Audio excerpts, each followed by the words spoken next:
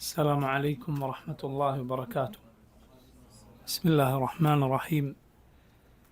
إن الحمد لله نحمده ونستعينه ونستغفره ونعوذ بالله من شرور أنفسنا ومن سيئات أعمالنا. من يهده الله فلا مضل له ومن يضلل فلا هادي له، وأشهد أن لا إله إلا الله وحده لا شريك له، وأشهد أن محمدا عبده ورسوله.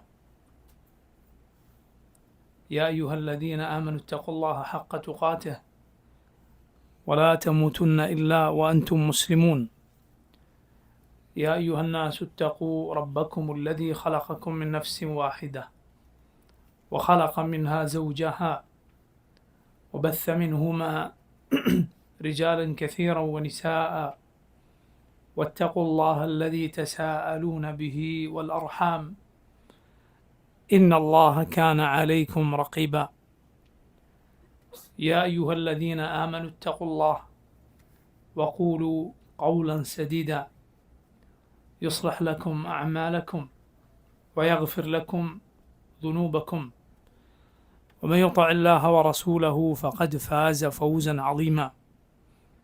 أما بعد، فإن خير الكلام كلام الله، وخير الهدي هدي محمد صلى الله عليه وسلم، وشر الأمور محدثاتها، وكل محدثة بدعة، وكل بدعة ضلالة، وكل ضلالة في النار.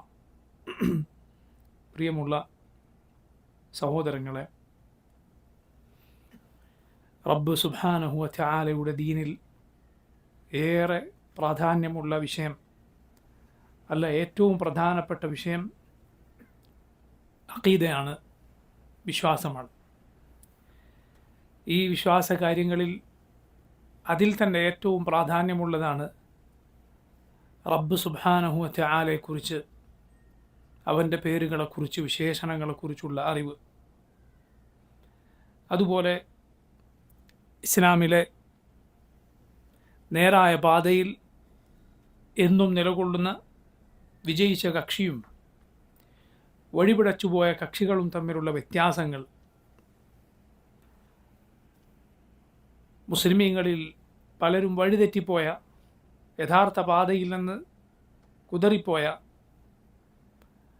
വിഷയങ്ങളും അതിലെ ശരിയായ നിലപാടും, ഈ കാര്യങ്ങൾ വിശദീകരിക്കപ്പെട്ട, എന്നാൽ അത് ചുരുങ്ങിയ രൂപത്തിൽ മനോഹരമായി വിവരിക്കപ്പെട്ട ഗ്രന്ഥമാണ്, റിസാലയാണ് ഷെയ്ഖുൽ ഇസ്ലാം ഇബ്നു തൈമിയ്യ റഹിമഹുല്ലാഹ് എഴുതിയിട്ടുള്ള അൽ അഖീദത്തു അൽ വാസിത്തിയ്യ എന്ന ഗ്രന്ഥം.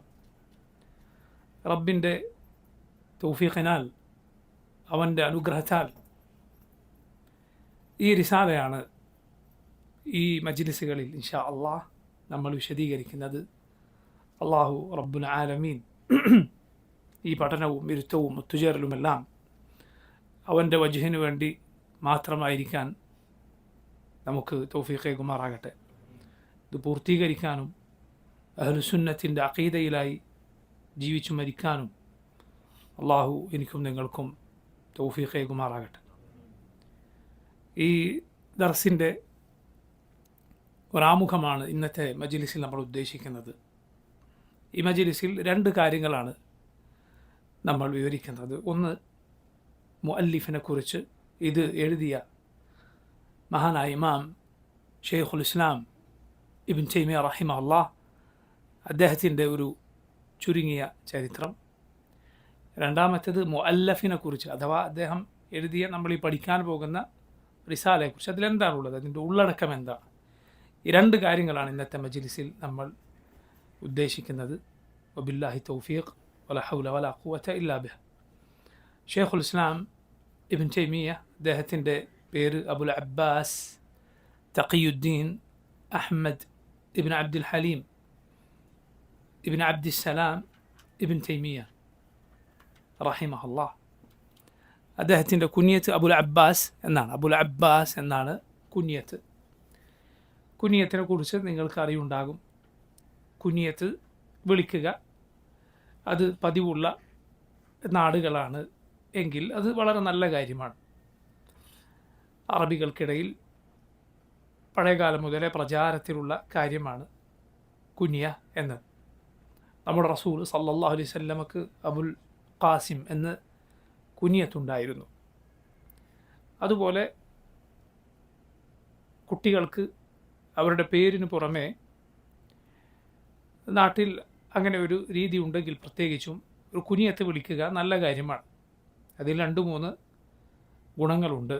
ഒന്ന്, ഈ കുട്ടി വലുതായി ഇങ്ങനെ ഒരു മകൻ അല്ലെങ്കിൽ മകൾ ഏതാണോ കുനിയത്ത് സ്വീകരിച്ചിട്ടുള്ളത് അങ്ങനെ ഒരു മക്കൾ ഒക്കെ ഉണ്ടാകുന്ന കാലം വരെ ജീവിക്കുമെന്ന തഫാഉൽ അഥവാ ശുഭപ്രതീക്ഷ അതിനുണ്ട്.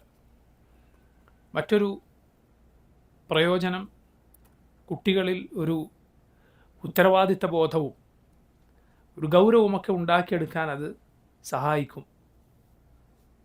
കാരണം അത് മുതിർന്ന ആളെപ്പോലെ സൂചിപ്പിക്കുന്നതാണത്. ഒരു ആളുടെ പിതാവ് എന്നാണ് അതിൻ്റെ അർത്ഥം വരുന്നത്. കുനിയത്ത് വന്നാൽ ഒരു ഉത്തരവാദിത്ത ബോധം ഉണ്ടാകാൻ അത് സഹായിക്കും. അത് വളരെ നല്ല കാര്യമാണ്. എപ്പോഴും സുഖലോലുപതയിലും കുട്ടിത്തത്തിലും കഴിയുന്നതിനേക്കാൾ കുട്ടികൾക്ക് ജീവിതത്തിൽ പ്രയോജനപ്പെടുന്ന കാര്യമാണ് ജീവിതത്തിൻ്റെ പരിക്കൻ യാഥാർത്ഥ്യങ്ങൾ അറിയുക, ഉത്തരവാദിത്ത ബോധമുണ്ടാവുക എന്നത്. നമ്മുടെ മുൻഗാമികൾ പലരും അങ്ങനെയായിരുന്നു. സഹാബത്ത് റളിയല്ലാഹു അൻഹും അവരുടെ ചരിത്രം എടുത്തു നോക്കിയാൽ വളരെ ചെറിയ പ്രായത്തിൽ വലിയ ഉത്തരവാദിത്തങ്ങൾ നിറവേറ്റിയ മഹാന്മാരായ സഹാബത്തിനെ നമുക്ക് കാണാം. സഅദ് ഇബ്നു മുആദ് റളിയല്ലാഹു അൻഹു അദ്ദേഹം മരണപ്പെടുമ്പോൾ തന്നെ 30-35 അങ്ങനെ 40-ൽ താഴെയുള്ള പ്രായമായിരുന്നു അദ്ദേഹത്തിന്. പക്ഷേ അതിനും വർഷങ്ങൾക്ക് മുൻപ് റസൂലുള്ളാഹി സ്വല്ലല്ലാഹു അലൈഹി വസല്ലം മദീനയിലെത്തുമ്പോൾ ഔസ് ഗോത്രത്തിൻ്റെ നേതാവായിരുന്നു സഅദ്. സഅദ് ഇസ്ലാം സ്വീകരിച്ചാൽ ആ ഗോത്രം ഒന്നാകെ ഇസ്ലാം സ്വീകരിക്കും എന്നായിരുന്നു അവിടെ പറയപ്പെട്ടിരുന്നത്, വളരെ ചെറിയ പ്രായത്തിൽ. സുബ്ഹാനല്ലാഹ്. അതുപോലെ കുട്ടികൾക്ക് കുനിയത്ത് വിളിക്കുന്നതിൻ്റെ മറ്റൊരു നന്മയാണ്, അതിൻ്റെ സൽഫലങ്ങളിൽ ഒന്നാണ് മോശമായ ഇരട്ടപ്പേര് വരാതിരിക്കുമെന്നത്. കാരണം ഈ പേരിൽ അറിയപ്പെട്ട് കഴിഞ്ഞു. മോശമായ പേരുകൾ അതിന് പുറമെ വിളിക്കാനുള്ള സാധ്യത അടയുകയാണ്. ഇങ്ങനെയെല്ലാം കുനിയത്തിന് ധാരാളം നന്മകളുണ്ട്. കുനിയത്ത് അത് വിളിക്കണമെങ്കിൽ ആ പേരിലൊരു കുട്ടി ഉണ്ടാകണം എന്നില്ല. അതുകൊണ്ടാണ് ചെറിയ കുട്ടികൾക്ക് വിളിക്കുന്നത്. റസൂലുള്ളാഹി സ്വല്ലല്ലാഹു അലൈഹി വസല്ലം സഅദ് ബിൻ അബി വഖാസിൻ്റെ അനുജനായ ചെറിയ കുട്ടിയെ യാ അബ ഉമൈർ എന്ന് വിളിച്ചിരുന്നു. യാ അബ ഉമൈർ, അബു ഉമൈർ എന്ന് ചെറിയ കുട്ടിയെ വിളിച്ചിരുന്നു. അപ്പോൾ നോക്കൂ, ഷെയ്ഖുൽ ഇസ്ലാം ഇബ്നു തൈമിയ്യയുടെ കുനിയത്താണ് അബുൽ അബ്ബാസ്. ഇബ്നു തൈമിയ്യക്ക് മക്കളുണ്ടായിട്ടില്ല, അദ്ദേഹം വിവാഹിതനായിരുന്നില്ല. ഇബ്നു തൈമിയ്യ റഹിമഹുല്ലാഹ് വിവാഹം കഴിച്ചിട്ടില്ലായിരുന്നു. അബുൽ അബ്ബാസ് തഖിയുദ്ദീൻ എന്നാണ് അദ്ദേഹം അറിയപ്പെട്ടിരുന്നത്. തഖിയുദ്ദീൻ അതിന് ലഖബ് എന്ന് പറയും, അഥവാ ചില സ്ഥാനപ്പേരുകൾ ആളുകൾ പണ്ഡിതന്മാരെയും മറ്റും വിളിക്കാറുണ്ട്. അതിനൊന്നാണ് തഖിയുദ്ദീൻ. അഹ്മദ് ഇബ്ൻ അബ്ദുൽ ഹലീം ഇബ്ൻ അബ്ദുസ്സലാം ഇബ്ൻ തൈമിയ്യ. ഇബ്ൻ തൈമിയ്യ എന്നത് ആ കുടുംബം അറിയപ്പെട്ടിരുന്ന ഒരു പേരാണ്. ആലു തൈമിയ്യ എന്നവരറിയപ്പെട്ടിരുന്നു. ഷെയ്ഖുൽ ഇസ്ലാമിൻ്റെ 5ാമത്തെ പിതാമഹൻ്റെ ഉമ്മയുടെ പേരായിരുന്നു തൈമിയ്യ. അദ്ദേഹത്തിൻ്റെ പിതാമഹന്മാരിൽ 5ാമത്തെ ആളുടെ ഉമ്മയുടെ പേരായിരുന്നു തൈമിയ്യ. അത് സ്ത്രീയുടെ പേരാണ്. ചിലപ്പോഴൊക്കെ അങ്ങനെ സ്ത്രീകളിലേക്ക് ഇബിൻ എന്ന് പേര് ചേർത്ത് ആളുകൾ പറയപ്പെടാറുണ്ട്. അസ്ൽ എന്താണ്, അടിസ്ഥാന നിയമം എന്താണ്? പിതാവിലേക്ക് ചേർത്ത് പറയുക എന്നതാണ്. കാരണം ഖുർആൻ അല്ലാഹു പറഞ്ഞു ഉദ്ഉഹും ലി അബാഇഹിം. സൂറത്തു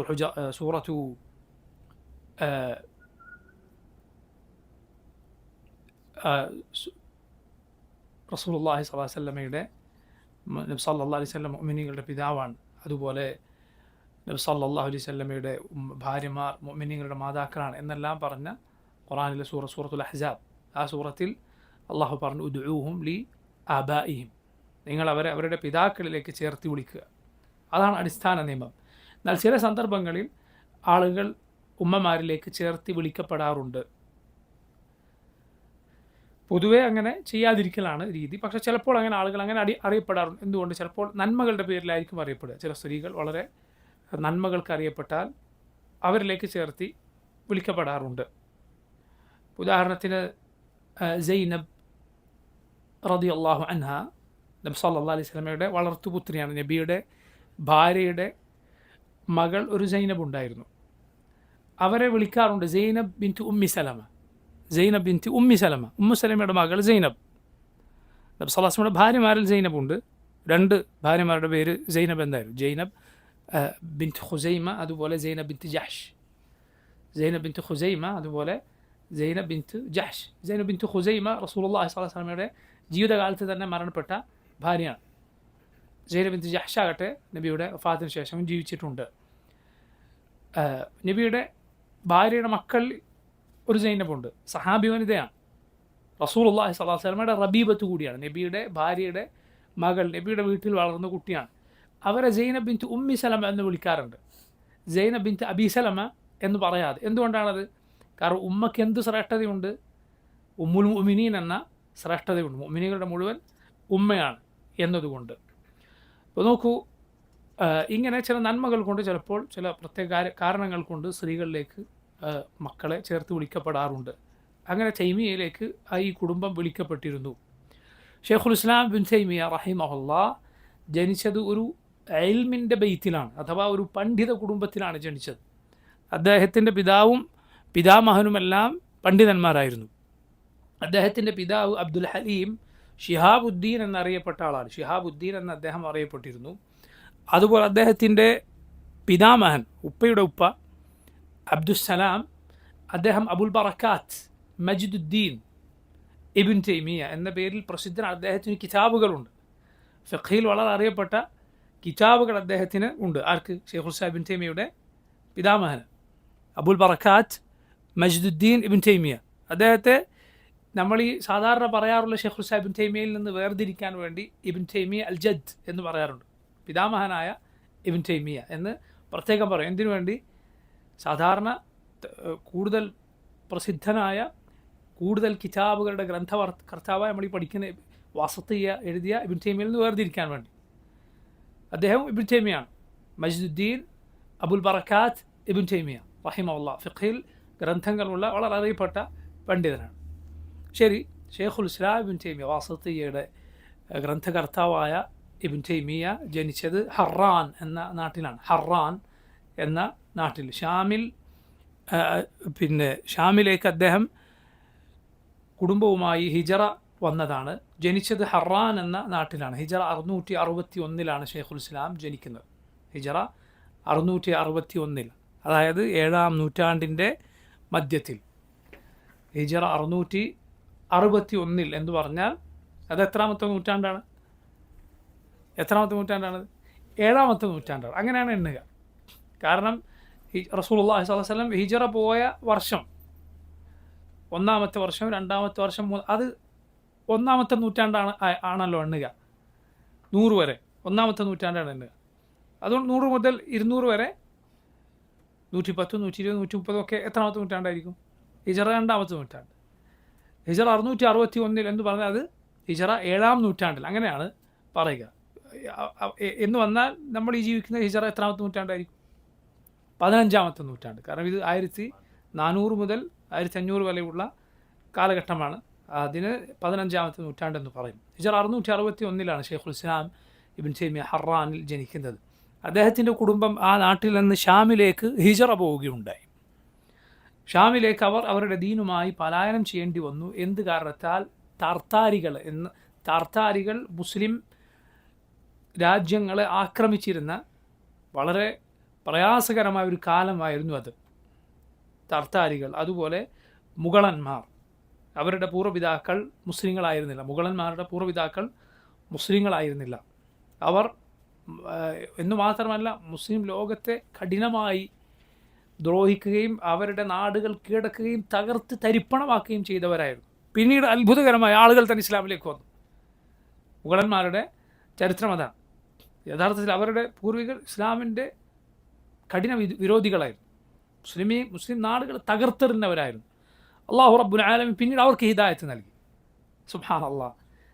ഇത് അള്ളാഹുവിൻ്റെ നടപടിക്രമങ്ങൾ ഒരു പക്ഷേ നമ്മൾ വിചാരിക്കുന്നത് പോലെ ആകണമെന്നില്ല. ഈ കാലത്ത് ഇസ്ലാമിനും മുസ്ലിമീങ്ങൾക്കുമെതിരിൽ കഠിനമായ ശത്രുതയോടെ ജീവിക്കുന്ന ആളുകളെ ചിലപ്പോൾ അള്ളാഹു നാളെ അവർക്ക് ഹിദായത്ത് ഉദ്ദേശിച്ചിട്ടുണ്ടാകാം. അള്ളാഹു അവർക്ക് ഹിദായത്ത് ഉദ്ദേശിച്ചിട്ടുണ്ടാകാം. റബ്ബ് സുബ്ഹാനഹു വ തആലയുടെ നടപടിക്രമങ്ങൾ നമുക്കറിയാം. എങ്ങനെയാണ് അവൻ പ്രയാസങ്ങളെ, പ്രതിസന്ധികളെ നീക്കി നന്മ വരുത്തുക എന്ന് നമുക്ക് പറയാൻ സാധ്യമല്ല. എന്താണ് അവൻ്റെ നടപടിക്രമം, അവൻ തീരുമാനിച്ചത് എന്താണ് എന്ന് നമുക്കറിയില്ല. അവൻ്റെ ഏത് തീരുമാനത്തിനു പിന്നിലും ഹിക്മത്തുണ്ട്. നോക്കൂ, ഈ തർത്താരികളുടെ ആക്രമണം കാരണത്താൽ ഷെയ്ഖുൽ ഇസ്ലാമിൻ്റെ കുടുംബം ഷാമിലേക്ക് ഹിജറ പോകേണ്ടി വന്നു. ഷെയ്ഖുൽ ഇസ്ലാം റഹിമഹുല്ലാ വളരെ ചെറിയ പ്രായത്തിൽ തന്നെ അദ്ദേഹം നന്മക്ക്, ജീവിത വിശുദ്ധിക്ക് അറിയപ്പെട്ട ആളായിരുന്നു. ചെറിയ പ്രായത്തിൽ തന്നെ കൂർമ്മ ബുദ്ധിക്ക്, അതുപോലെ അതിവേഗം ഹിഫ്ളാക്കുന്നതിൽ, അതിവേഗം മനഃപ്പാടമാക്കുന്നതിൽ, ഇതിലൊക്കെ അറിയപ്പെട്ടിരുന്ന ആളായിരുന്നു ഷെയ്ഖുൽ ഇസ്ലാം. ചെറിയ പ്രായത്തിൽ തന്നെ അദ്ദേഹത്തിൻ്റെ ഹിഫ്ൾ, അത് വളരെ മനഃപ്പാടം വളരെ ശക്തമായിരുന്നു. അള്ളാഹുവിൻ്റെ കിതാബും റസൂലുള്ളാഹി സല്ലല്ലാഹു അലൈഹി വസല്ലമയുടെ സുന്നത്തും അതിൽ അത്ഭുതകരമായ ആഴത്തിലുള്ള ഹിഫ്ൾ ഷെയ്ഖുൽ ഇസ്ലാമിന് ഉണ്ടായിരുന്നു.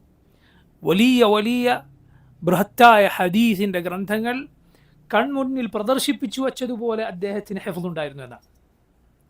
കണ്ണുകൊണ്ട് നോക്കിയിട്ട് പറയുന്നത് പോലെ അദ്ദേഹം ബൃഹത്തായ ഹദീസിൻ്റെ ഗ്രന്ഥങ്ങളിലെ ഇമാം അഹ്മദിൻ്റെ മുസ്നദ് പോലെ 10,000 അതിലുമധികം ഹദീസുകളുള്ള ഗ്രന്ഥങ്ങളിലെ ഹദീസുകൾ അദ്ദേഹം പറയുമായിരുന്നു. അതുപോലെ ഷെയ്ഖുൽ ഇസ്ലാം വേറിട്ട് നിന്ന മഹത്തരമായ മറ്റൊരു കാര്യമാണ് അഇമ്മത്തിൻ്റെ, മുൻഗാമികളായ ഇമാമുമാരുടെ വാക്കുകൾ. സഹാബത്തിൻ്റെ, താബിഈങ്ങളുടെ, 4 ഇമാമിങ്ങളുടെ, ആ കാലഘട്ടത്തിലെ ഉന്നതരായ പണ്ഡിതന്മാരുടെ വാക്കുകൾ അപൂർവമായ, തുല്യതയില്ലാത്ത ഹിഫ്ളും ഫഹ്മും, അത് മനഃപ്പാടമാക്കുകയും അത് മനസ്സിലാക്കുകയും അവരുടെ വാക്കിൻ്റെ ഉദ്ദേശം ശരിയായ രൂപത്തിൽ മനസ്സിലാക്കുകയും ചെയ്ത പണ്ഡിതനായിരുന്നു ഷെയ്ഖുൽ ഇസ്ലാം. എങ്ങനെയാണത് മനസ്സിലാവുക? ഒരു പണ്ഡിതൻ്റെ വാക്കുകൾ അത് ഇങ്ങനെയാണ് മനസ്സിലാക്കേണ്ടത്, തെറ്റായി അത് ഇങ്ങനെ മനസ്സിലാക്കി പോകരുത് എന്നൊരാൾക്ക് എപ്പോഴാണ് കൂടുതൽ വ്യക്തമാവുക? അത് ചിന്തിച്ചാൽ മനസ്സിലാവും. അത് അദ്ദേഹത്തിൻ്റെ വാക്കുകൾ എല്ലാം വായിക്കുകയും അല്ലെങ്കിൽ അതിൽ ബഹുഭൂരിപക്ഷവും വായിക്കുകയും അത് ഇസ്തിഖ്റാ നടത്തുകയും ആവർത്തിച്ചത് വായിക്കുകയും ചെയ്താലാണ് ഇങ്ങനെ ഒരു രൂപത്തിൽ ഒരാൾക്ക് എത്തിച്ചേരാൻ സാധിക്കുക. അത് ഏതൊരാളുടെ കാര്യത്തിലും അങ്ങനെയാണ്. മനസ്സിലായി? ഒരു പണ്ഡിതൻ്റെ വാക്ക് അത് ഇങ്ങനെയാണ് മനസ്സിലാക്കേണ്ടത്, ആ പറഞ്ഞത് അതിൻ്റെ ഉദ്ദേശം ഇങ്ങനെയാണ്. തെറ്റായ ആളുകൾ മനസ്സിലാക്കുമ്പോൾ പൊതുവെ ചില ആളുകൾ ഇങ്ങനെ പറഞ്ഞു കൊടുക്കുന്നത് കേൾക്കാറില്ലേ നിങ്ങൾ? ഇതെപ്പോഴാണ് ലഭിക്കുക? ഒന്ന്, അദ്ദേഹം പറഞ്ഞ ആദ്യ ഭാഗവും അവസാന ഭാഗം, അദ്ദേഹത്തിൻ്റെ എല്ലായിടത്തുള്ള വാക്കുകളും അതിൻ്റെ സന്ദർഭവും മനസ്സിലാക്കുക. അതുപോലെ ഇസ്തിഖ്റാ, വീണ്ടും വീണ്ടും വായിക്കുക. ഇതിലൂടെയാണ് ഒരാൾക്ക് ഒരു വ്യക്തിയുടെ ആണെങ്കിൽ പോലും പറഞ്ഞതിൻ്റെ ഉദ്ദേശം ശരിക്കും മനസ്സിലാവുക. ഈ രൂപത്തിൽ സുബ്ഹാനല്ലാഹ് മുൻഗാമികളുടെ, സഹാബത്തിൻ്റെ, താബിഈങ്ങളുടെ, തബഉ താബിഈങ്ങളുടെ വാക്കുകൾ തുല്യതയില്ലാത്ത രൂപത്തിൽ മനഃപ്പാടമാക്കുകയും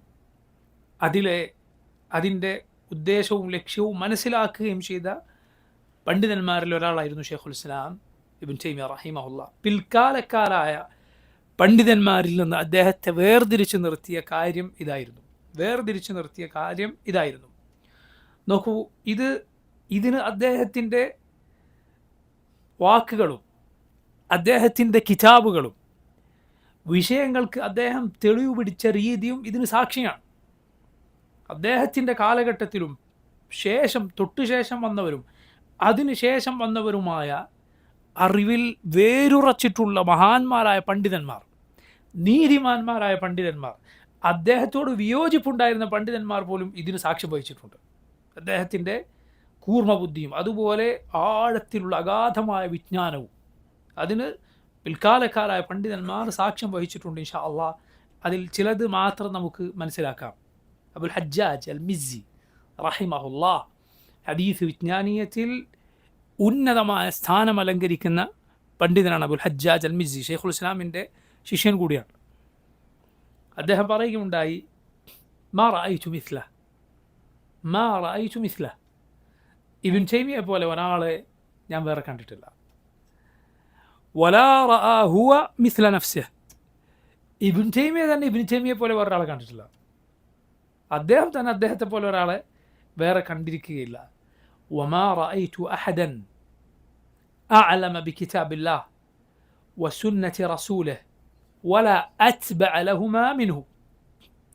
ശൈഖുൽ ഇസ്ലാം ഇബ്നു തൈമിയ്യ പോലെ അള്ളാഹുവിൻ്റെ കിതാബിലും അവൻ്റെ റസൂൽ സല്ലല്ലാഹു അലൈഹി വസല്ലമയുടെ സുന്നത്തിലും അറിവുള്ള, ആ കിതാബും സുന്നത്തും പിൻപറ്റുന്ന മറ്റൊരാളെ ഞാൻ കണ്ടിട്ടില്ല. അതേപോലെ ഇത് നോക്കൂ, ഏതെങ്കിലും ലോകപരിചയമില്ലാത്തവരോ അറിവിൽ കുറച്ചാളുകൾ മാത്രം പരിചയമുള്ളവരോ ആയ ഒരാളല്ല ഈ പറയുന്നത്. അബുൽ ഹജ്ജാജ് അൽ മിസ്സി റഹിമഹുല്ലാ അദ്ദേഹമാണ് ഈ പറയുന്നത്.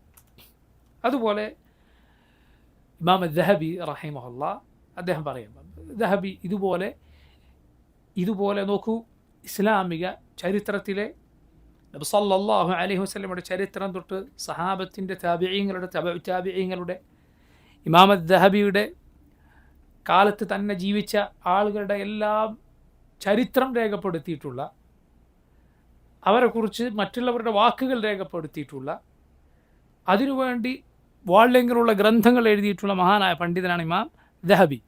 അദ്ദേഹത്തിൻ്റെ പ്രസിദ്ധമായ അങ്ങനെയുള്ള ഗ്രന്ഥങ്ങളുണ്ട്. താരിഖുൽ ഇസ്ലാം, അതുപോലെ സിയറു അഅലാമിൻ നുബല. പണ്ഡിതന്മാർ ആ കിതാബിനെ കുറിച്ച് പറയാറുണ്ട്, അത് തുല്ലാബുൽ ഇൽം, ദീൻ പഠിക്കുന്ന ആളുകളെ സംബന്ധിച്ചിടത്തോളം അവരുടെ ഹിമ്മത്ത്, അവരുടെ പഠിക്കാനുള്ള ഉന്മേഷവും പഠിക്കാനുള്ള താല്പര്യവും അതിലുള്ള പരിശ്രമവുമൊക്കെ ഒന്ന് കുറഞ്ഞുവെന്ന് തോന്നിയാൽ ഈ കിതാബൊന്ന് വായിച്ചാൽ മതി. അപ്പോൾ അത് ആകാശം മുട്ടെ ഉയരും എന്നാണ് പണ്ഡിതന്മാർ പറയാറുണ്ട്. അത് നമ്മൾ ഭക്ഷണം കഴിച്ചു കഴിഞ്ഞാൽ അതിനുശേഷം കഴിക്കാറുള്ള മധുരമൂറുന്ന ഒരു മധുരപദാർത്ഥം കഴിക്കുന്നത് പോലെ എന്താണ് ഒരാൾക്ക് അത് കഴിക്കുമ്പോൾ തോന്നുന്ന സന്തോഷവും അതുപോലെ നല്ല രസവും ഒരാൾക്ക് അതിലനുഭവപ്പെടും. കേവലം വിശപ്പടക്കാൻ കഴിക്കുന്നതല്ല എന്നതുപോലെ കേവലം വിജ്ഞാനീയങ്ങൾ അത് പഠിക്കാനും മനസ്സിലാക്കാനുമുള്ള വായന പോലെയല്ല സിയറു അഅലാമിൻ നുബല ഒരാൾ വായിച്ചാൽ. മറിച്ച് അത് സുബ്ഹാനല്ലാഹ് നമ്മുടെ മുൻഗാമികളുടെ ജീവിതത്തിൽ, അവരുടെ ചരിത്രത്തിലെ മനോഹരമായ രംഗങ്ങളിൽ നമ്മെ കൊണ്ടുപോയി നിർത്തും ആ കിതാബ്. അവരുടെ വാക്കുകൾ, അവരുടെ ചരിത്രങ്ങൾ, അവർ നേരിട്ട കാര്യങ്ങൾ, അവരുടെ ജീവിതം, ഇതാണ് സിയറു അഅലാമിൻ നുബലയിലുള്ള. അത് എഴുതിയ മഹാനായ പണ്ഡിതനാണ് ഇമാം അദ്ദഹബി റഹിമഹുല്ലാഹ്. അപ്പം അദ്ദേഹം നോക്കൂ, എത്ര പേരുടെ ജീവിതത്തിലൂടെ സഞ്ചരിച്ച ആളാണ്. ആ ഇമാം ദഹബി പറയുകയാണ് ഇബ്നു തൈമിയ്യയെക്കുറിച്ച്, യസ്ദുഖു അലൈഹി അൻ യുഖാൽ കുല്ലു ഹദീസിൻ ലാ യഅരിഫുഹു ഇബ്നു തൈമിയ്യ ഫലൈസ ബിഹദീസ് വലാകിന്നൽ ഇഹാത്തത ലില്ലാഹ്. അദ്ദേഹത്തെക്കുറിച്ച്, ഇബ്നു തൈമിയ്യയെക്കുറിച്ച് ഇങ്ങനെ പറഞ്ഞാൽ പോലും തെറ്റാവുകയില്ല, ഇങ്ങനെ പറഞ്ഞാൽ ശരിയാകും. എന്ത്? ഇബ്നു തൈമിയ്യ അറിയാത്തൊരു ഹദീസല്ല. ഇബ്നു തൈമിയ്യ ഒരു ഹദീസിനെ കുറിച്ച് അത് എനിക്കറിയില്ല എന്ന് പറഞ്ഞാൽ അത് ഹദീസല്ല എന്ന് പറഞ്ഞാൽ തെറ്റാവുകയില്ല. ആര് പറയും? ഇമാം ദഹബി പറയും. കാരണം അത്രയും അദ്ദേഹം റസൂലുള്ളാഹി സ്വല്ലല്ലാഹു അലൈഹി വസല്ലമയുടെ ഹദീസുകൾ പഠിച്ചിട്ടുണ്ട്, മനസ്സിലാക്കിയിട്ടുണ്ട്. എന്നിട്ട് അദ്ദേഹം പറഞ്ഞു വലാകിന്നൽ ഇഹാത്തത ലില്ലാഹ്. പക്ഷേ യഥാർത്ഥത്തിൽ ഇഹാത്ത, സകലതും അറിയുന്നത് റബ്ബ് സുബ്ഹാനഹു വ തആലയാണ്. അതവിടെ തൊട്ട് ശേഷം പറഞ്ഞു വെക്കുന്നു. ഇങ്ങനെ സുബ്ഹാനല്ലാഹ് പണ്ഡിതന്മാർ പുകഴ്ത്തിയിട്ടുള്ള മഹാനായ ആലിമാണ് ഷെയ്ഖുൽ ഇസ്ലാം ഇബ്നു തൈമിയ്യ റഹിമഹുല്ലാഹ്. അദ്ദേഹം ഇസ്ലാമിൻ്റെ വിജ്ഞാനീയങ്ങളിൽ ഒട്ടനവധി അതിലെ ഫന്നുകളിൽ അഥവാ ഓരോ വിജ്ഞാന ശാഖകളിൽ അദ്ദേഹത്തിൻ്റെ അറിവിൽ പണ്ഡിതന്മാർ അത്ഭുതപ്പെട്ടിട്ടുണ്ട്. അദ്ദേഹം ഏതെങ്കിലും ഒരു വിജ്ഞാനത്തെക്കുറിച്ച് അദ്ദേഹം തഫ്സീർ സംസാരിക്കുകയാണ്, അല്ലെങ്കിൽ അദ്ദേഹം ഹദീസിനെ കുറിച്ച് സംസാരിക്കുകയാണ്, അല്ലെങ്കിൽ അദ്ദേഹം ഭാഷയെക്കുറിച്ച് സംസാരിക്കുകയാണ്. ഇത് കേട്ടാൽ ഒരാൾക്ക് തോന്നിപ്പോകും ഇദ്ദേഹം ഇതിലാണ് മുതഖസ്സിസ്, ഇതിൽ ആഴത്തിൽ വിജ്ഞാനം നേടിയിട്ടുള്ള, ഇതിൽ സ്പെഷ്യലൈസ് ചെയ്തിട്ടുള്ള ആളാണ്, ഇദ്ദേഹത്തിന് ഇതേ അറിയൂ എന്ന് തോന്നിപ്പോകും. അതായത് ഇദ്ദേഹം ഇത് പഠിക്കാനാണ് ജീവിതം ചെലവഴിച്ചത് എന്ന് അദ്ദേഹം ഏത് വിഷയത്തെക്കുറിച്ച് സംസാരിച്ചാലും ഏത് വിഷയത്തെക്കുറിച്ച് എഴുതിയാലും ആളുകൾക്ക് തോന്നിപ്പോകും. സുബ്ഹാനല്ലാഹ്, അഹ്ലുസുന്നത്തിൻ്റെ അഖീദയെക്കുറിച്ച്, ഈ യഥാർത്ഥ മൻഹജിനെക്കുറിച്ച് മാത്രമല്ല, എതിരാളികളുടെ മൻഹജിനെക്കുറിച്ചും അദ്ദേഹത്തിന് ഇതുപോലെ അറിവുണ്ടായിരുന്നു എന്നാണ്, എതിരാളികളുടെ മൻഹജിനെക്കുറിച്ച്. അതുകൊണ്ട് തന്നെ എതിരാളികൾക്ക് മറുപടി പറയുമ്പോൾ ഒരു ഇന്ന മദ്ഹബ് സ്വീകരിച്ച ഒരാൾ, ഇപ്പോൾ മുഅ്തസിലിയാക്കളുടെ വഴിപിഴച്ച മദ്ഹബ് സ്വീകരിച്ച ഒരാൾ, അല്ലെങ്കിൽ ഷീഇകളുടെ പിഴച്ച മദ്ഹബ് സ്വീകരിച്ച ഒരാൾ, അല്ലെങ്കിൽ ഇൽമുൽ കലാമിൻ്റെ ഗ്രീക്ക് ഫൽസഫയിൽ നിന്ന് കടം കൊണ്ട അങ്ങനെയുള്ള തത്വശാസ്ത്രത്തിൻ്റെ വഴി സ്വീകരിച്ച ഒരാൾ ആ മദ്ഹബിനെ കുറിച്ച് അയാൾക്ക് അറിയുന്നതിനേക്കാൾ ഷെയ്ഖുൽ ഇസ്ലാമിന് അറിയുണ്ടാവും എന്നാണ് അതേക്കുറിച്ച് സംസാരിച്ചാൽ. അയാൾ തൻ്റെ മദ്ഹബിനെ കുറിച്ച് എന്തെങ്കിലും അബദ്ധം പറഞ്ഞാൽ അല്ല നിങ്ങളുടെ മദ്ഹബ് ഇതാണ് എന്നങ്ങോട്ട് പറഞ്ഞു കൊടുക്കും. സുബ്ഹാനല്ലാഹ്. ഇബ്നു തൈമിയ്യ റഹിമഹുല്ലാഹ് അദ്ദേഹം ഈ ഇൽമും ദക്കാവും അറിവും ഈ ബുദ്ധിയും മാത്രം സമ്മേളിച്ച പണ്ഡിതനായിരുന്നില്ല. ചില പണ്ഡിതന്മാർ പറയാറുള്ളത് പോലെ ദക്കാ കൊണ്ട് മാത്രം കാര്യമില്ല, ബുദ്ധി കൊണ്ട് മാത്രം കാര്യമില്ല, പിന്നെയോ സക്കാ കൂടി വേണം. ശുദ്ധി, പരിശുദ്ധി, അള്ളാഹു നൽകുന്ന വിശുദ്ധി, ഹിദായത്ത് അതുകൂടി വേണം. അതല്ല എങ്കിൽ എത്രയോ ബുദ്ധിമാന്മാരായ കൂർമ്മ ബുദ്ധി ഉണ്ടായിരുന്ന എത്രയോ ആളുകൾ വഴിതെറ്റിപ്പോയിട്ടുണ്ട്, പിഴച്ചു പോയിട്ടുണ്ട്. ബുദ്ധിയും സാമർഥ്യവും അറിവും മാത്രം പോരാ, അള്ളാഹുവിൻ്റെ തൗഫീഖ് ഉണ്ടെങ്കിൽ ഒരാൾക്ക് ഹിദായത്തിൽ നിൽക്കാൻ സാധ്യമാവുകയുള്ളൂ. അള്ളാഹു സുബ്ഹാനഹു വ തആല പറഞ്ഞു, വലൗലാ ഫദ്ലുല്ലാഹി അലൈക്കും വറഹ്മതുഹു മാ സക്കാ മിൻകും മിൻ അഹദിൻ അബദ. അള്ളാഹുവിൻ്റെ ഔദാര്യവും അവൻ്റെ റഹ്മത്തും ഇല്ലായിരുന്നുവെങ്കിൽ നിങ്ങളിൽ ഒരാളും പരിശുദ്ധി പ്രാപിക്കുമായിരുന്നില്ല. നിങ്ങളിൽ ഒരാളും പരിശുദ്ധി പ്രാപിക്കുമായിരുന്നില്ല. റബ്ബ് സുബ്ഹാനഹു വ തആലയുടെ ദീൻ സ്വീകരിക്കാനും ഈമാൻ ഹൃദയത്തിൽ ഏറ്റവും ഭംഗിയോടെ നിലനിൽക്കാനും ഭാഗ്യം ലഭിച്ചവരെ കുറിച്ച് പറഞ്ഞതെന്താണ്? വലാകിൻ അല്ലാഹ ഹബ്ബബ ഇലൈക്കുമുൽ ഈമാൻ. അള്ളാഹുവാണ് നിങ്ങൾക്ക് ഈമാനിനോട് പ്രിയം തന്നത്. വസയ്യനഹു ഫി ഖുലൂബിക്കും, നിങ്ങളുടെ ഹൃദയങ്ങളിൽ ഈമാൻ സീനത്തോടെ വെച്ചത് റബ്ബാണ്. വകറഹ ഇലൈക്കും, നിങ്ങൾക്ക് വെറുപ്പ് ആക്കി തന്നത് അള്ളാഹുവാണ്. എന്തിനോട്? വകറഹ ഇലൈക്കുമുൽ കുഫ്ര വൽ ഫുസൂഖ വൽ ഇസ്യാൻ, കുഫറിനോട്, അള്ളാഹുവിനോടുള്ള ധിക്കാരത്തോട്, തിന്മയോടൊക്കെ വെറുപ്പ് നിങ്ങളുടെ മനസ്സിൽ തന്നത് റബ്ബാണ്. ഉലൈക ഹുമുർ റാഷിദൂൻ, അവരാണ് സന്മാർഗം സിദ്ധിച്ചവർ. ഫദ്ലൻ മിനല്ലാഹി വ നിഅമ വല്ലാഹു അലീമുൻ ഹകീം. ഇതൊക്കെ അള്ളാഹു നൽകിയത് ഫദ്ലൻ, റബ്ബിൻ്റെ ഔദാര്യം കൊണ്ടാണ്. വ നിഅമ, അള്ളാഹുവിൻ്റെ അനുഗ്രഹം കൊണ്ടാണ്. നിങ്ങളുടെ സാമർഥ്യമോ നിങ്ങളുടെ അവകാശമോ ആയിരുന്നില്ല, അള്ളാഹുവിൻ്റെ ഫദ്ലാണ്, അവൻ്റെ ഔദാര്യമാണ്. റബ്ബാണ് അവനെ സുജൂദ് ചെയ്യുന്നവരിൽ നിന്നെ ഉൾപ്പെടുത്തിയത്. അവൻ ഉദ്ദേശിച്ചിരുന്നുവെങ്കിൽ ഒരു കുരിശിനു മുന്നിൽ മുട്ടുകുത്തി നിൽക്കുന്നവനാക്കി നിന്നെ മാറ്റാൻ അവന് യാതൊരു പ്രയാസവുമില്ല. ഒരു വിഗ്രഹത്തിന് മുന്നിലോ ഒരു ഖബറിന് മുന്നിലോ കൈകൂപ്പി അല്ലെങ്കിൽ അതിനു നേരെ കൈകൾ ഉയർത്തി പ്രാർത്ഥിക്കുന്നവനാക്കി നിന്നെ മാറ്റാൻ അള്ളാഹു ഉദ്ദേശിച്ചാൽ അവനെന്ത് പ്രയാസം. പടപ്പുകളെ, ലോകത്ത് കാണുന്ന കോടാനുകൂടി മനുഷ്യരെ നീ കാണുന്നില്ലേ? നിനക്കുള്ള ഹൃദയം തന്നെ അവർക്കുമുണ്ട്, നിനക്കുള്ള കണ്ണും കാതും കൽബും അവർക്കുമുണ്ട്. പക്ഷേ ഹിദായത്ത് അള്ളാഹുവിൻ്റെ പക്കലാണ്. ഫദ്ലൻ മിനല്ലാഹ് വ നിഅമ, അള്ളാഹുവിൻ്റെ ഔദാര്യവും അവൻ്റെ അനുഗ്രഹവുമാണ്. വല്ലാഹു അലീമുൻ ഹക്കീം, അള്ളാഹു അലീമാണ്, അവനറിയാം, ഹക്കീമാണ്, ഹിക്മത്തുള്ളവനാണ്. ആർക്കാണ് ഇത് നൽകേണ്ടത്, എവിടെയാണ് ഇത് യോജിക്കുന്നത് റബ്ബിനറിയാം. നീ ഒരു അമൂല്യമായ മുത്ത് കൊണ്ടുപോയി വിസർജ്യങ്ങളിൽ, നജസുകൾ കൊണ്ടുപോയി കളയുകയില്ലല്ലോ. അത് ഹിക്മത്താണ്, ബുദ്ധിയാണ്. മുത്തും പവിഴവും വിലയേറിയ രത്നങ്ങളും വെക്കേണ്ട സ്ഥലമുണ്ട്, മാലിന്യങ്ങൾക്ക് അതിൻ്റെ സ്ഥലമുണ്ട്. അള്ളാഹു റബ്ബുൽ ആലമീൻ ഈ അമൂല്യമായ രത്നങ്ങളെക്കാൾ വിലയേറിയ ഹിദായത്ത് അത് വൃത്തികെട്ടിടങ്ങളിൽ, വൃത്തികെട്ട ഹൃദയങ്ങളിൽ അള്ളാഹു കൊണ്ടുവെക്കുകയില്ല. അതുകൊണ്ട് അള്ളാഹു ഹിദായത്ത് തന്നിട്ടുണ്ടോ അതിൽ ശുക്ർ കാണിക്കുക. ഷെയ്ഖുൽ ഇസ്ലാം റഹിമഹുല്ലാഹ് ഈ ബുദ്ധിയോടെ അറിവോടെ നിലകൊള്ളുന്നതോടൊപ്പം അദ്ദേഹത്തിന് റബ്ബ് സുബ്ഹാനഹു വ തആല ഈ ദീനിൻ്റെ യഥാർത്ഥ പാതയിൽ നിലകൊള്ളാൻ തൗഫീഖ് ചെയ്യും എന്നു മാത്രമല്ല, ഈ ദീനിനു വേണ്ടി തൻ്റെ അറിവ് കൊണ്ട്, തൂലിക കൊണ്ട് പോരാടാൻ, തൻ്റെ അറിവ് കൊണ്ട് പോരാടാൻ അദ്ദേഹത്തിന് അള്ളാഹു തൗഫീഖ് ഏകി. അദ്ദേഹം ഇസ്ലാമിൻ്റെ ശത്രുക്കൾക്കെതിരിൽ സായുധമായി മുസ്ലിം സൈന്യത്തോടൊപ്പം പോരാടിയ ചരിത്രമുള്ള പണ്ഡിതനാണ് ഷെയ്ഖുൽ ഇസ്ലാം. ഇൻഷാ അല്ലാഹ് അതിലേക്ക് ഞാൻ വരാം. അതോടൊപ്പം കുഫറിൻ്റെ, ബിദ്അത്തിൻ്റെ കക്ഷികൾക്കെതിരിൽ തൻ്റെ അറിവ് കൊണ്ട് പോരാടിയ മഹാനായ പണ്ഡിതനാണ്. ഷെയ്ഖുൽ ഇസ്ലാമിൻ്റെ കിതാബുകളിൽ ബഹുഭൂരിപക്ഷവും ഒരു വിഷയത്തിലാണ്, അഖീദയിലാണ്, ഇസ്ലാമിക വിശ്വാസത്തിലാണ്. അള്ളാഹുവിൻ്റെ മാർഗത്തിൽ ഞാൻ നേരത്തെ സൂചിപ്പിച്ചതുപോലെ അദ്ദേഹം പോരാടി.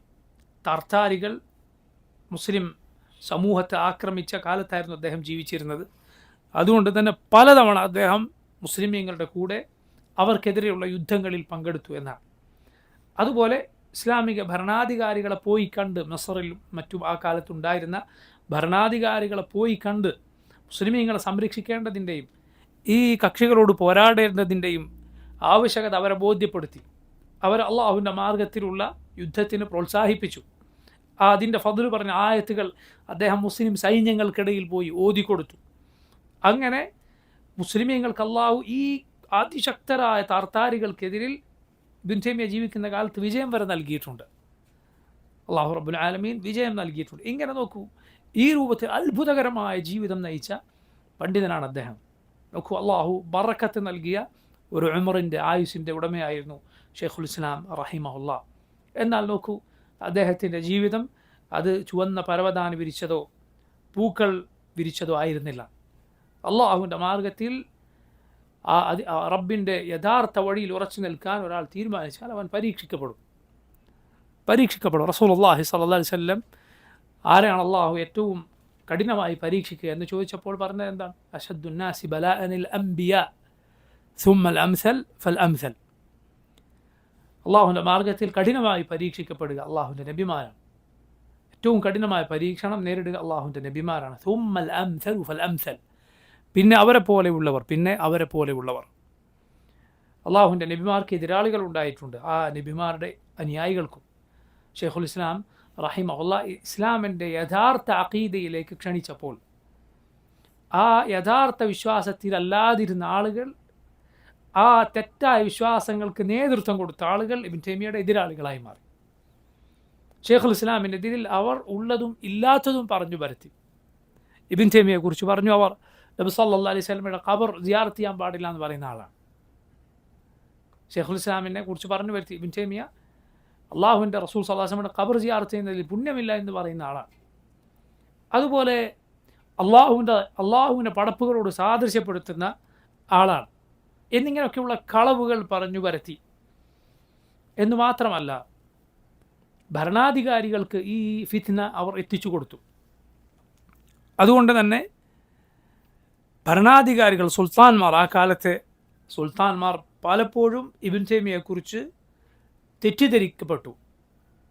അത് കാരണത്താൽ അദ്ദേഹത്തിൻ്റെ ഈ ജീവിതത്തിൽ 7 തവണ ജയിലിൽ അടക്കപ്പെട്ടു. 7 തവണ ജയിൽവാസം അനുഭവിക്കേണ്ടി വന്നു ഇബ്നു തൈമിയ്യ റഹിമഹുല്ലാ. ഈ പലതവണയായുള്ള ജയിൽവാസം എടുത്തു നോക്കിയാൽ ഏതാണ്ട് 5 വർഷക്കാലം വരുമെന്നാണ്. പലതവണയായി അദ്ദേഹം ജയിലിൽ അടക്കപ്പെട്ട കാലം എടുത്തു നോക്കിയാൽ 5 വർഷം വരും. എന്നാൽ ജയിലറ ഇബ്നു തൈമിയ്യയെ സംബന്ധിച്ചിടത്തോളം റബ്ബുമായി ഒറ്റക്കാവാൻ, അതുപോലെ ഇൽമിൽ മുഴുകാനുള്ള അവസരമായിട്ടാണ് അദ്ദേഹം എടുത്തത്. അദ്ദേഹം അവിടെ പഠിപ്പിക്കുകയും എഴുതുകയും ധാരാളം ഗ്രന്ഥങ്ങൾ പൂർത്തീകരിക്കുകയും ചെയ്തു. എവിടെ വെച്ച്? ജയിലിൽ വെച്ച്. അദ്ദേഹം പറയുമായിരുന്നു, എൻ്റെ എതിരാളികൾക്ക് എന്നെ എന്ത് ചെയ്യാൻ സാധിക്കും? കാരണം എൻ്റെ സ്വർഗം അതെൻ്റെ ഹൃദയത്തിനാണ്, എൻ്റെ സന്തോഷം എൻ്റെ ഹൃദയത്തിനാണ്. ആ സ്വർഗം എന്ന് പറഞ്ഞാൽ അള്ളാഹുവിനെ അനുസരിക്കുന്നത് കൊണ്ടൊരു മുഅ്മിനിന് ഈ ലോകത്ത് ലഭിക്കുന്ന സന്തോഷമാണ്. ആ ദുനിയാവിലെ സ്വർഗത്തിൽ പ്രവേശിക്കാത്തവൻ പരലോകത്തെ സ്വർഗത്തിൽ പ്രവേശിക്കുകയില്ല എന്നാണ്. അള്ളാഹുവിനെ കുറിച്ചുള്ള അറിവ് കൊണ്ട്, റബ്ബിലുള്ള പ്രതീക്ഷ കൊണ്ട്, അവനോടുള്ള സ്നേഹവും അവനിലുള്ള പ്രതീക്ഷയും അവനെക്കുറിച്ചുള്ള ഭയവും കൊണ്ട്, അവനെ സ്മരിക്കുന്നതിലൂടെ റബ്ബുമായി ലഭിക്കുന്ന അടുപ്പം കൊണ്ട് ഒരു മുഅ്മിൻ ഈ ലോകത്ത് തന്നെ സ്വർഗത്തിലാണ്. ഇന്നൽ അബ്റാറ ലഫീ നഈം വഇന്നൽ ഫുജ്ജാറ ലഫീ ജഹീം. ഇബ്നുൽ ഖയ്യിം റഹിമഹുല്ലാഹ് അദ്ദേഹം പറഞ്ഞു, പുണ്യവാന്മാർ നഈമിലാണ്, സുഖാഡംബരങ്ങളിലാണ്, സുഖാനുഭൂതിയിലാണ്. എവിടെ? ഫിദ്ദുന്യ വഫിൽ ബർസഖ് വഫിൽ ആഖിറ. ഈ ലോകത്തും ഖബറിലും അതുപോലെ മഹ്ശർ പരലോകത്തും അവർ യഥാർത്ഥത്തിൽ നഈമിലാണ്. അള്ളാഹു തയ്യിബത്തായ ജീവിതം അവർക്ക് നൽകും. വഇന്നൽ ഫുജ്ജാറ ലഫി ജഹീം.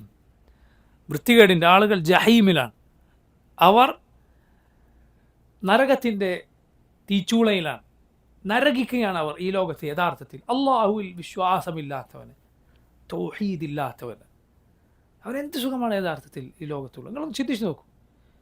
തൻ്റെ പ്രയാസങ്ങളിൽ കരഞ്ഞു തേടാൻ, കൈകൾ ഉയർത്താൻ, ആവലാതി പറയാൻ, സുജൂദിൽ കിടന്ന് കണ്ണുനീർ വാർക്കാൻ റബ്ബിൽ വിശ്വാസമില്ലാത്തവന് അവൻ്റെ ജീവിതം എന്ത് ജീവിതമാണ്?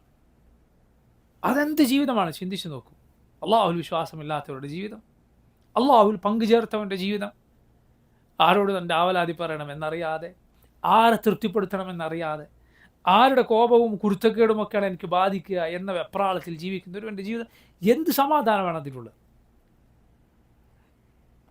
അള്ളാഹുവിൻ്റെ ദിക്റിൽ അതിലാണ് സമാധാനമുള്ളത്. അലാ ബിദിക്രില്ലാഹ് തത്മഇന്നുൽ ഖുലൂബ്, അലാ ബിദിക്രില്ലാഹി തത്മഇന്നുൽ ഖുലൂബ്, തത്മഇന്നുൽ ഖുലൂബ് ബിദിക്രില്ലാഹ് എന്ന് പറഞ്ഞതുപോലെയല്ല, അലാ ബിദിക്രില്ലാഹി തത്മഇന്നുൽ ഖുലൂബ് എന്ന് പറഞ്ഞാൽ അള്ളാഹുവിൻ്റെ ദിക്ർ ഒന്നുകൊണ്ട് മാത്രമാണ്. നീ അള്ളാഹുവിനെ യഥാവിധി സ്മരിക്കുന്നതിലൂടെ മാത്രമാണ് ഹൃദയത്തിന് ശാന്തി ലഭിക്കുന്നത്. റസൂലുള്ളാഹി സ്വല്ലല്ലാഹു അലൈഹി വസല്ലം പറഞ്ഞില്ലേ, മസലുല്ലദീ യദ്കുറു റബ്ബഹ് വല്ലദീ ലാ യദ്കുറു റബ്ബഹ് കമസലിൽ ഹയ്യി വൽ മയ്യിത്ത്. അള്ളാഹുവിനെ സ്മരിക്കുന്നവൻ്റെയും അള്ളാഹുവിനെ സ്മരിക്കാത്തവൻ്റെയും ഉദാഹരണം ജീവിച്ചിരിക്കുന്നവനെയും മരിച്ചവനെയും പോലെയാണ്. ജീവിച്ചിരിക്കുന്നവനെയും മരിച്ചവനെയും പോലെയാണ്. നോക്കൂ, അള്ളാഹുവിൻ്റെ നബിമാരെ പോലെ അഷ്റഹുന്നാസി സദ്റൻ, ജനങ്ങളിൽ ഏറ്റവും വിശാലമായ നെഞ്ചകമുള്ളവർ മറ്റാരുണ്ട്? മുഹമ്മദ് സല്ലല്ലാഹു അലൈഹി വസല്ലമയെ കുറിച്ച് അള്ളാഹു പറഞ്ഞ എന്താണ്? അള്ളാഹു അനുഗ്രഹമായി എണ്ണി പറഞ്ഞ എന്താണ്? അലം നശ്റഹ് ലക സദ്റക്, അങ്ങയുടെ നെഞ്ചിന് നാം വിശാലത നൽകിയില്ലേ? ഇമാം ഇബ്നുൽ ഖയ്യിം സാദുൽ മആദ് എന്ന അദ്ദേഹത്തിൻ്റെ വിശ്വപ്രസിദ്ധമായ ഗ്രന്ഥത്തിൽ പറയുകയുണ്ടായി, നിനക്ക് ഏറ്റവും ഹൃദയ വിശാലത ലഭിക്കണോ, മുഹമ്മദ് സല്ലല്ലാഹു അലൈഹി വസല്ലമയുടെ സുന്നത്തിന് ഏറ്റവും അറിയുകയും നബി ഏറ്റവും പിൻപറ്റുകയും ചെയ്യുക. എങ്കിലാണ് നിനക്ക് അള്ളാഹുവിൻ്റെ റസൂൽ സല്ലല്ലാഹു അലൈഹി വസല്ലമക്ക് അള്ളാഹു നൽകിയ ഹൃദയ വിശാലതയുടെ നസീബ്, അതിൻ്റെ ഓഹരി നിനക്ക് ലഭിക്കുക അപ്പോഴാണ്.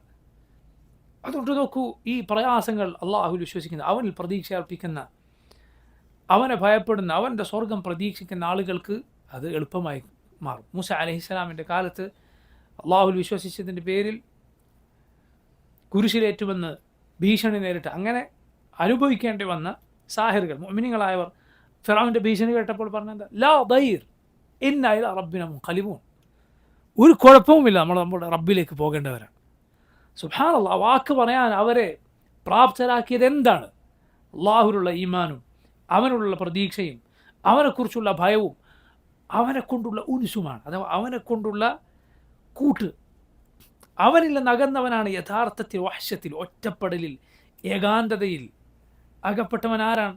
റബ്ബിൽ നകന്നവനാണ്. റബ്ബിലേക്ക് നീ അടുത്ത നീ ഒരിക്കലും ഒറ്റപ്പെടുകയില്ല, ഒരിക്കലും നീ ഒറ്റപ്പെട്ടവനാകില്ല. നിൻ്റെ കൂടെ റബ്ബുണ്ട്. അള്ളാഹു നിൻ്റെ കൂടെയുണ്ട് എങ്കിൽ നിനക്ക് എന്താണ് നഷ്ടപ്പെടുക? അള്ളാഹു നിൻ്റെ കൂടെയില്ല എങ്കിൽ എന്താണ് നിനക്കിനി കിട്ടാൻ പോകുന്നത്? എന്താണ് പിന്നെ നിൻ്റെ കൂടെ ഉള്ളത്? ഒന്നുമില്ല. അതുകൊണ്ട് സുബ്ഹാനല്ലാഹ്, അള്ളാഹുവിനെ യഥാർത്ഥത്തിൽ അറിയുകയും അവന് വേണ്ടി ജീവിക്കുകയും ചെയ്ത ഈ പണ്ഡിതന്മാർക്ക് ജയിലറകൾ പ്രയാസമായിരുന്നില്ല. അവരത് അവസരമാക്കി എടുക്കുകയാണ്. ശൈഖുൽ ഇസ്ലാം ഇങ്ങനെ അദ്ദേഹം കിതാബുകളിൽ അതുപോലെ അള്ളാഹുവിൻ്റെ ഖുർആൻ പാരായണത്തിൽ മുഴുകി ഈ കാലഘട്ടത്തിൽ. സുബ്ഹാനല്ലാഹ്, എന്നിട്ട് പോലും ഖുർആൻ തഫ്സീറിൽ അത്ഭുതകരമായ വിജ്ഞാനമുള്ള ഖുർആനിലെ അറിവിൻ്റെ നിധികൾ നമുക്ക് പകർന്നു തരുന്നതിൽ ശൈഖുൽ ഇസ്ലാമിൻ്റെ വാക്കുകൾ, അതിൻ്റെ സ്ഥാനം വളരെ വലുതാണ്.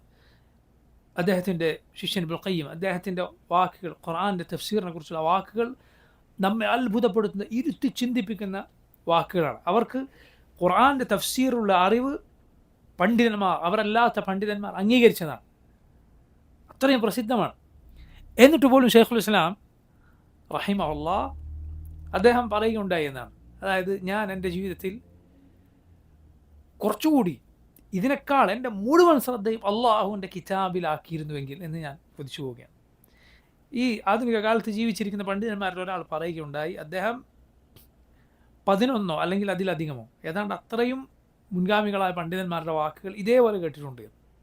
എന്ത് അവരവസാന കാലത്ത് പറയണത്, ഞാൻ കുറച്ചുകൂടി എൻ്റെ എല്ലാ പഠനവും എൻ്റെ എല്ലാ ശ്രമവും ഏത് വിഷയത്തിലാക്കിയിരുന്നെങ്കിൽ ഖുർആനിലാക്കിയിരുന്നെങ്കിൽ, അതിൻ്റെ തഫ്സീറിൽ, അത് നൽകുന്ന അറിവിൻ്റെ നിധികളിലാക്കിയിരുന്നെങ്കിൽ എന്ന് പറഞ്ഞു. എന്താണ് അത്ഭുതമാണ് അള്ളാഹുവിൻ്റെ കിതാബ്.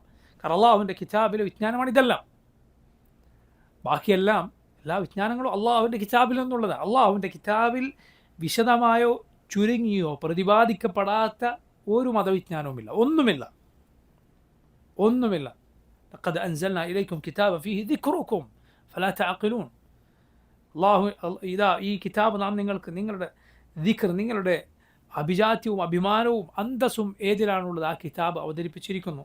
ഫലാ തഅഖിലൂൻ, ഇതിൽ അള്ളാഹു എല്ലാം യഥാർത്ഥത്തിൽ വിവരിച്ചിട്ടുണ്ട് എന്നാണ്, ഒന്നുകിൽ വിശദമായി അല്ലെങ്കിൽ സൂചനകളിലൂടെ.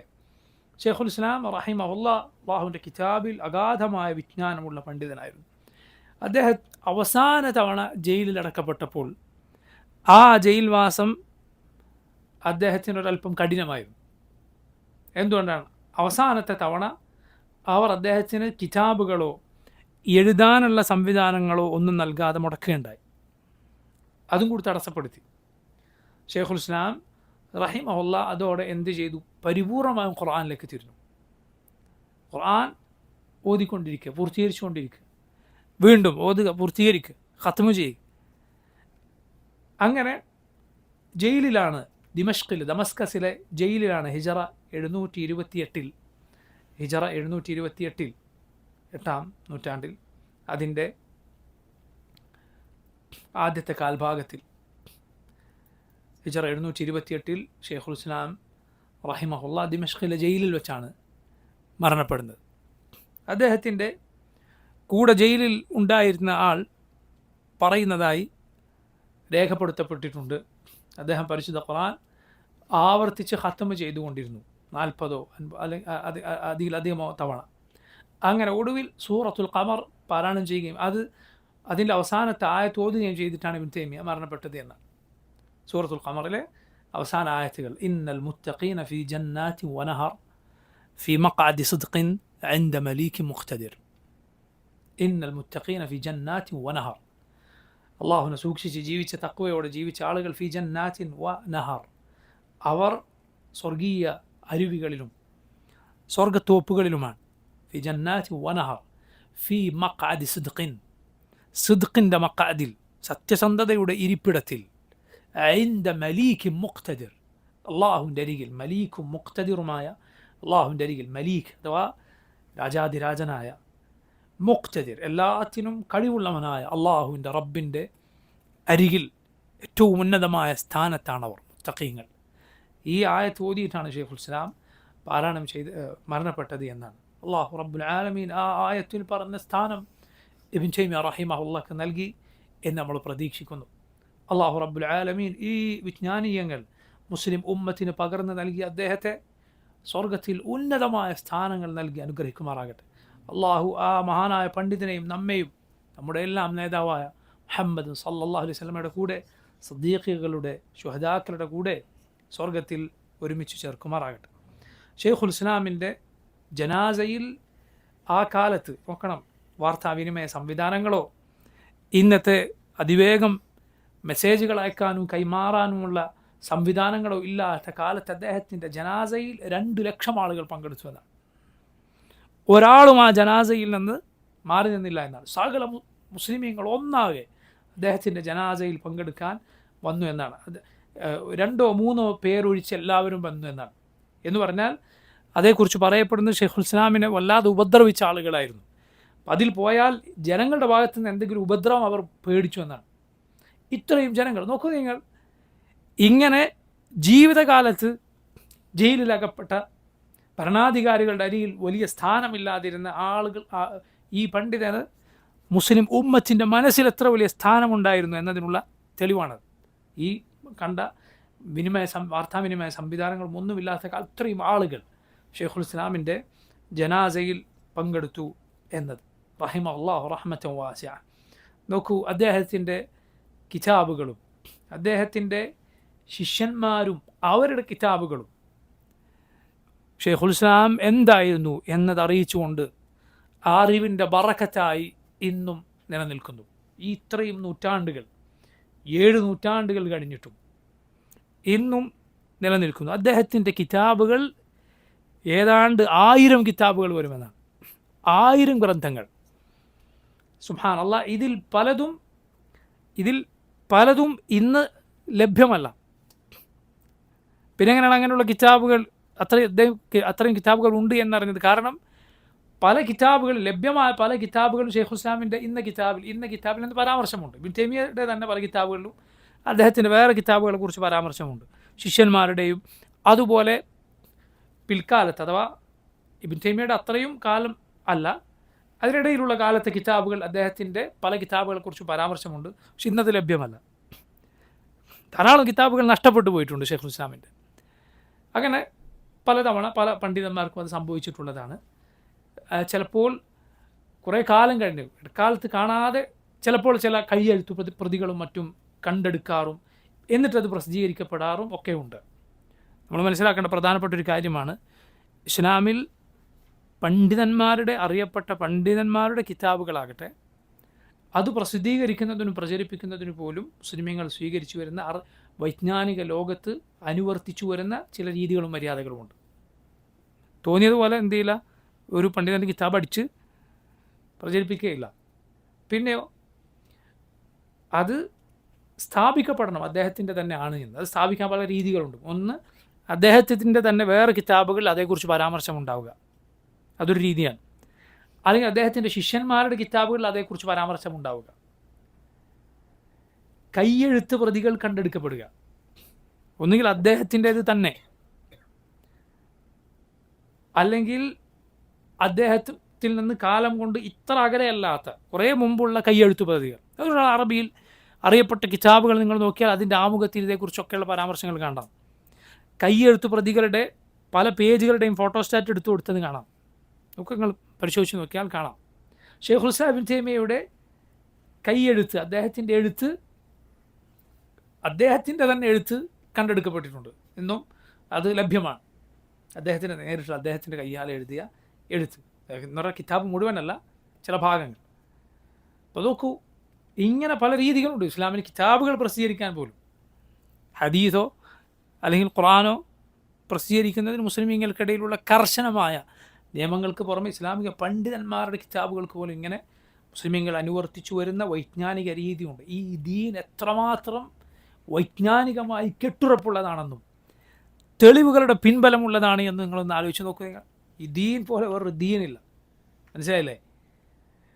പണ്ഡിതന്മാർ പറയാറുണ്ട്, അതായത് ഇൽമുൽ ജർഹ് വ തഅദീൽ, അതുപോലെ ഇൽമുൽ റിവായ,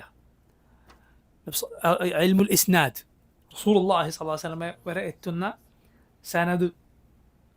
ഇമാം ബുഖാരി പറഞ്ഞു, ഇമാം ബുഖാരിയോട് ഇന്നയാൾ പറഞ്ഞു, ഇമാം ബുഖാരിയോട് ഇന്നയാളെ പറഞ്ഞു, നബി സല്ലല്ലാഹു അലൈഹി വസല്ലം വരെ എത്തുന്ന സനദ്. ആ സനദിലെ ഓരോരുത്തരെ കുറിച്ചുമുള്ള കിതാബുകൾ. ഇത് മുഹമ്മദ് സല്ലല്ലാഹു അലൈഹി വസല്ലമയുടെ ഉമ്മത്തിലല്ലാതെ പഴയകാല ഉമ്മത്തുകളിലൊന്നും ഉണ്ടായിരുന്നില്ല എന്നാണ്. യഹൂദികൾക്കോ നസ്രാനികൾക്കോ ഇങ്ങനെ ഒരു രീതിയില്ല. അവർക്ക് അവരുടെ നബി വരെ എത്തുന്ന സനദ് അവരുടെ വക്കലില്ല. മനസ്സിലായില്ല? ആ നബിയുടെ വാക്ക് നോക്കൂ, നമുക്ക് നമ്മുടെ റസൂൽ സല്ലല്ലാഹു അലൈഹി വസല്ലമയുടെ വാക്ക്, നബി സല്ലല്ലാഹു അലൈഹി വസല്ലമയുടെ പ്രവൃത്തി, അത് നമ്മുടെ കയ്യിലുള്ളത് എങ്ങനെയാണ്? കൃത്യമായ പരമ്പരയോടെയാണ്. മനസ്സിലായില്ലേ? കൃത്യമായ ഇത് ആര് കേട്ടു, ആരിൽ നിന്ന് കേട്ടു, അദ്ദേഹം ആരിൽ നിന്ന് കേട്ടു, എന്നിട്ട് ഒരു പണ്ഡിതൻ അത് രേഖപ്പെടുത്തി, അദ്ദേഹം രേഖപ്പെടുത്തിയതാണോ ഇത്, അത് തെളിയിക്കാനും സ്ഥാപിക്കാനും വേറെയും നിയമങ്ങളും നിർദ്ദേശങ്ങളും അനുവർത്തിച്ചു വരുന്ന രീതികളുമുണ്ട്. നമ്മുടെ ദീൻ എന്ന് പറഞ്ഞാൽ അത് വരുന്നവനും പോകുന്നവനും എന്തെങ്കിലും എഴുതി ചേർത്തതോ ഐതിഹ്യങ്ങളോ കെട്ടുകഥകളോ ഒന്നുമല്ല, തെളിവിൻ്റെ ദീനാണ്. അബ്ദുല്ലാഹ് മുബാറക് റഹിമഹുല്ലാ എന്ന തബഉതാബിയങ്ങളിൽപ്പെട്ട മഹാൻ പറഞ്ഞതുപോലെ, അൽ ഇസ്നാദു മിനദ്ദീൻ വലൗലൽ ഇസ്നാദു ലഖാല മൻ ശാഅ മാ ശാഅ. ഈ ഇസ്നാദ് ദീനിൻ്റെ ഭാഗമാണ്, സനദ്. അതില്ലായിരുന്നുവെങ്കിൽ തോന്നിയവനൊക്കെ തോന്നിയത് പറഞ്ഞേനെ. വരുന്നവനും പോകുന്നവനൊക്കെ ഇങ്ങനെ പറയാം, ഇവിടെ ഇങ്ങനെ ഉണ്ടായിരുന്നു, ഇങ്ങനെ ഒരു, എന്തുകൊണ്ടാണ് നിങ്ങളിത് ഇങ്ങനെ ഒരു ആചാരം ഇവിടെ ചെയ്യുന്നത്, ഇവിടെ ഇങ്ങനെ ഒരു മഹാൻ പണ്ട് വന്നിരുന്നു, അദ്ദേഹം ഇങ്ങനെ ചെയ്തിരുന്നു, അതാണ് ഐതിഹ്യം. ഇതൊന്നും ഇസ്ലാമല്ല. ഇസ്ലാമിൽ തെളിവാണ്. ചോദിക്കും, ഇതിന് തെളിവ് എവിടെ? കിതാബിലുണ്ടോ സുന്നത്തിലുണ്ടോ? അള്ളാഹു ചോദിച്ചതുപോലെ നിങ്ങൾ തെളിവ് കൊണ്ടുവരും. ഔ അസാറത്തിൻ മിൻ ഇൽമിൻ ഇൻ കുൻതും സാദിഖീൻ. സൂറത്തുൽ അഹ്ഖാഫിൽ അള്ളാഹു പറഞ്ഞതുപോലെ ഒരു അസാറത്ത് കൊണ്ടുവരൂ, ഇൽമിൻ്റെ ഒരു അസാറത്ത് കൊണ്ടുവരൂ. ആയത്തിൻ്റെ തഫ്സീർ നമുക്ക് കാണാം, ഇതാണ് അള്ളാഹു ചോദിക്കുന്നത്. അഥവാ പരമ്പരയുള്ള ഒരു രേഖ കൊണ്ടുവരൂ നിങ്ങളുടെ ദീനിന്, ഷിർക്കിന്, കുഫറിന്. അള്ളാഹു ചോദിക്കാൻ ഈ ദീനിൻ്റെ പ്രത്യേകതയാണ്. നമ്മുടെ റസൂൽ സല്ലല്ലാഹു അലൈഹി വസല്ലം പഠിപ്പിച്ച ഈ ദീനിൻ്റെ പ്രത്യേകതയാണ്. അതുകൊണ്ട് മുസ്ലിമീങ്ങൾ നമ്മുടെ ദീനിനെക്കുറിച്ച് അഭിമാനമുള്ളവരും ഈ ദീൻ പഠിക്കാൻ ശ്രമിക്കേണ്ടവരുമാണ്. ഇതുപോലെ ഖണ്ഡിതമായ വേറെ ഏത് വിജ്ഞാനമുണ്ട്? ദുനിയാവിൻ്റെ വിജ്ഞാനമാകട്ടെ മറ്റേത് വിജ്ഞാനമാകട്ടെ, ഈ ദീനിൻ്റെ വിജ്ഞാനം പോലെ കെട്ടുറപ്പുള്ള മറ്റേത് വിജ്ഞാനമുണ്ട് എന്ന് നിങ്ങൾ ചിന്തിച്ചു നോക്കുക. നോക്കൂ, ഷെയ്ഖുൽ ഇസ്ലാം ഇബ്ൻ തൈമിയ്യയുടെ കിതാബുകൾ ഞാൻ പറഞ്ഞു 1000-ഓളം കിതാബുകളുണ്ട്. അത് തന്നെ അതിൻ്റെ വോള്യങ്ങൾ എടുത്തു നോക്കിയാൽ 500-ഓളം വോള്യങ്ങളുണ്ട് എന്നാണ് മനസ്സിലായി. കാരണം 1000 കിതാബ് എന്ന് പറഞ്ഞാൽ 1000 പുസ്തകങ്ങൾ എന്നല്ല, ഇതിൽ പലതും ധാരാളം വോള്യങ്ങളുണ്ടാവും. 1000 കിതാബുകൾ എന്ന് പറഞ്ഞാൽ അത് 1000 2 ചട്ടക്കുള്ളിലുള്ള പുസ്തകങ്ങൾ എന്നല്ല, ഒരു കിതാബിന് ഒരുപാട് വോള്യങ്ങളുണ്ടാവും. അങ്ങനെ അദ്ദേഹത്തിൻ്റെ കിതാബുകൾ 500-ഓളം വോള്യങ്ങളുണ്ട് എന്നാണ്. നോക്കൂ, അതിൽ ചിലതിൻ്റെ പേര് മാത്രം നമുക്ക് ഒന്ന് പറഞ്ഞു പോകാം. വളരെ പ്രധാനപ്പെട്ട ചില കിതാബുകൾ. അതിലൊന്നാണ് ദർഉ തആറുദുൽ അഖ്ലി വൻ നഖൽ. ദർഉ തആറുദുൽ അഖ്ലി വൻ നഖൽ ധാരാളം വോള്യങ്ങളുള്ള ഒരു ഗ്രന്ഥമാണ്. ആ പേര് സൂചിപ്പിക്കുന്നത് പോലെ തന്നെ ബുദ്ധിയും ദീനിൻ്റെ പ്രമാണങ്ങളും തമ്മിൽ യാതൊരു വൈരുദ്ധ്യവുമില്ല എന്ന് സ്ഥാപിക്കുന്ന കിതാബാണ് ദർഉ തആറുദുൽ അഖ്ലി വൻ നഖൽ. അഖ്ലും നഖലും തമ്മിൽ, ബുദ്ധിയും ദീനിൻ്റെ പ്രമാണങ്ങളും തമ്മിൽ വൈരുദ്ധ്യമില്ല, ഒരിക്കലും എതിരാവുകയില്ല. എതിരാകുമെന്നത് ചിലരുടെ തോന്നൽ മാത്രമാണ്. തകരാറ് അവരുടെ ബുദ്ധിക്കായിരിക്കും. ഖുർആനോ സുന്നത്തോ അതിനെതിരാണ് എന്നവർ പറയുകയാണ് എങ്കിൽ. മറ്റൊരു കിതാബാണ് ബയാനു തൽബീസിൽ ജഹ്മിയ. ബയാനു തൽബീസിൽ ജഹ്മിയ, ജഹ്മിയക്ക് അള്ളാഹുവിൻ്റെ സിഫത്തുകൾ നിഷേധിച്ച കക്ഷികൾക്ക് മറുപടിയാണ്. മൂന്നാമത്തെ കിതാബാണ്, മൂന്നാമത്തേന്ന് പറഞ്ഞാൽ നമ്മൾ ഈ പറയുന്നത് മൂന്നാമത്തേത്, മിൻഹാജു സുന്ന നബവിയ ഫി നഖ്ദി കലാമി ഷിയഅത്തി വൽ ഖദരിയ. പേരിലുള്ളതുപോലെ ഷിയകൾക്കും ഖദരിയാക്കൾക്ക് മറുപടിയാണ്, അവരുടെ വാദമുഖങ്ങൾ തച്ചുടക്കുന്ന കിതാബാണ്. അടുത്ത നോക്കൂ, ജവാബ് സഹീഹ് ലിമൻ ബദ്ദല ദീൻ അൽ മസീഹ്. ആർക്കുള്ള മറുപടിയാണ്? നസ്രാനികൾക്കുള്ള മറുപടിയാണ്. ജവാബ് സഹീഹ് ലിമൻ ബദ്ദല ദീൻ അൽ മസീഹ്. മസീഹിൻ്റെ ദീൻ മാറ്റിമറിച്ചവർക്കുള്ള ശരിയായ മറുപടി. നോക്കൂ, അദ്ദേഹത്തിൻ്റെ സേവനങ്ങൾ നോക്കൂ, ഏതൊക്കെ മേഖലയിലാണ്. ഇസ്ലാമിനെതിരിൽ നിലകൊണ്ട ഒരു കക്ഷിയെയും ഷെയ്ഖുൽ ഇസ്ലാം വെറുതെ വിട്ടിട്ടില്ല. നോക്കൂ, അടുത്തത് അസ്സാരിമുൽ മസ്ലൂൽ അല ഷാതിമുർ റസൂൽ സല്ലല്ലാഹു അലൈഹി വസല്ലം. റസൂലുള്ളാഹി സ്വല്ലല്ലാഹു അലൈഹി വസല്ലമയെ ആക്ഷേപിച്ചവന്, നബിയെ ചീത്ത പറഞ്ഞവനെതിരിൽ ഊരിപ്പിടിച്ച വാൾ എന്നാണ് ഇതിൻ്റെ അർത്ഥം. അസ്സാരിമുൽ മസ്ലൂൽ അല ഷാതിമുർ റസൂൽ സല്ലല്ലാഹു അലൈഹി വസല്ലം. അതുപോലെ ഫത്വ അൽ ഹമവിയ, ഫത്വ അൽ ഹമവിയ എന്ന ഷെയ്ഖുൽ ഇസ്ലാമിന് വളരെ അറിയപ്പെട്ട അഖീദയിലെ മനോഹരമായ ഗ്രന്ഥം. മുൻഗാമികളിൽ നിന്ന്, പഴയകാല പണ്ഡിതന്മാരിൽ നിന്ന് അഹ്ലുസുന്നത്തിൻ്റെ അഖീദയെ ഊട്ടിയുറപ്പിക്കുന്ന വാചകങ്ങൾ ധാരാളമായി ഉദ്ധരിച്ചിട്ടുള്ള കിതാബാണ് അൽ അഖീദ അൽ ഹമവിയ, അല്ലെങ്കിൽ അൽ ഫത്വ അൽ ഹമവിയ എന്നറിയപ്പെടുന്ന ഗ്രന്ഥം. അതുപോലെ റിസാല തദ്മുരിയ, റിസാലത്തു തദ്മുരിയ അഖീദയിലാണ്. വാസത്തിയ പോലെ ഉള്ള ഈ വിഷയം തന്നെ പരാമർശിക്കുന്ന മറ്റൊരു ഗ്രന്ഥമാണ്. മറ്റൊന്ന് ഇഖ്തിദാഉ സിറാത്തുൽ മുസ്തഖീം ഫി മുഖാലഫത്തി അസ്ഹാബിൽ ജഹീം. ഇഖ്തിദാഉ സിറാത്തുൽ മുസ്തഖീം ഫി മുഖാലഫത്തി അസ്ഹാബിൽ ജഹീം. അതുപോലെ മനോഹരമായ ചെറിയ അദ്ദേഹത്തിൻ്റെ ഒരു കിതാബാണ് റഫ്ഉൽ മലാം അനിൽ അഇമ്മത്തിൽ അഅലാം. റഫ്ഉൽ മലാം അനിൽ അഇമ്മത്തിൽ അഅലാം. എന്താണ് ആ കിതാബിൻ്റെ ഉള്ളടക്കം? 4 ഇമാമിങ്ങൾ, അവരെ പോലെയുള്ള മുൻഗാമികളായ ഇമാമിങ്ങൾ, ചില ആളുകൾക്ക് സംശയമുണ്ടാകും, എന്താ അവരുടെ വാക്കുകൾ വേറെ വേറെയായി, അതിൽ അഭിപ്രായ വ്യത്യാസമുണ്ടായി. എന്തുകൊണ്ട് അഭിപ്രായ വ്യത്യാസമുണ്ടായി? ആ അഭിപ്രായ വ്യത്യാസം ഉണ്ടായത് അവർക്ക് യാതൊരു കുറ്റവുമില്ല, അവർക്ക് തെളിവ് കിട്ടിയത് എന്താണോ അതാണ് പറഞ്ഞത് എന്ന് സ്ഥാപിക്കുന്ന, നോക്കൂ, യഥാർത്ഥത്തിൽ എന്താണ് പണ്ഡിതന്മാരുടെ വാക്കുകൾ എങ്ങനെയാണ് സ്വീകരിക്കേണ്ടത് എന്ന് പഠിപ്പിക്കുന്ന ഗ്രന്ഥമാണത്. 10ാമതായി ഒരു കിതാബിൻ്റെ പേര് കൂടി പറഞ്ഞ് നമ്മൾ ഈ ഷെയ്ഖുൽ ഇസ്ലാമിൻ്റെ കിതാബുകളുടെ പേര് പറയുന്ന ഭാഗം അവസാനിപ്പിക്കാം. അസ്സിയാസത്തു ശർഇയ്യ ഫി ഇസ്ലാഹ് അർ-റാഇ വർ-റഇയ്യ. കിതാബിൻ്റെ പേരിൻ്റെ അർത്ഥം തന്നെ ശർഇയായ ശരിയായ ദീനിൻ്റെ രാഷ്ട്രീയം എന്താ, ഫി ഇസ്ലാഹ് അർ-റാഇ വർ-റഇയ്യ, ഭരണാധികാരിയും അതുപോലെ ഭരണീയരും അവരുടെ നന്മയുടെ കാര്യത്തിൽ. നോക്കൂ, ഇതാണ് കിതാബുകൾ. ഇനി നോക്കൂ, ഒരു പണ്ഡിതൻ്റെ ബാക്കി പത്രം, അദ്ദേഹം വെച്ചുപോകുന്ന ബറക്കത്തിൽ വളരെ പ്രധാനപ്പെട്ടതാണ് അദ്ദേഹം എഴുതുന്ന കിതാബുകൾ മാത്രമല്ല, പിന്നെയോ അദ്ദേഹത്തിൻ്റെ ശിഷ്യന്മാർ.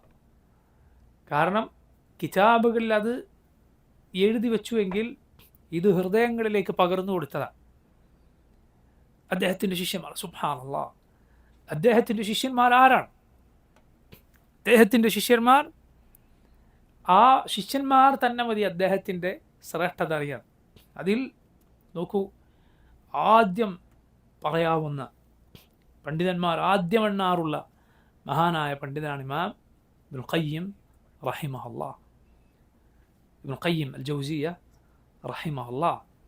ഇബ്നുൽ ഖയ്യിമിനെ കുറിച്ച് ഇബ്ൻ ഹജർ അസ്ഖലാനി ഫത്ഹുൽ ബാരി എഴുതിയ ഷാഫിഈ മദ്ഹബുകാരനായ ഇബ്ൻ ഹജർ അസ്ഖലാനി അദ്ദേഹം പറയുന്നുണ്ട്, അദ്ദേഹം പിൽക്കാലത്ത് വന്ന ആളാണ്. അദ്ദേഹം പിൽക്കാലത്ത് ആണ് വന്നത്. അദ്ദേഹത്തിൻ്റെ അദ്ദുററുൽ കാമിന എന്ന് പറയുന്ന 8-ാം നൂറ്റാണ്ടിൽ ജീവിച്ച പണ്ഡിതന്മാരുടെ ചരിത്രം രേഖപ്പെടുത്തിയ ഗ്രന്ഥമുണ്ട്, അദ്ദുററുൽ കാമിന എന്ന് തുടങ്ങുന്ന ഗ്രന്ഥം.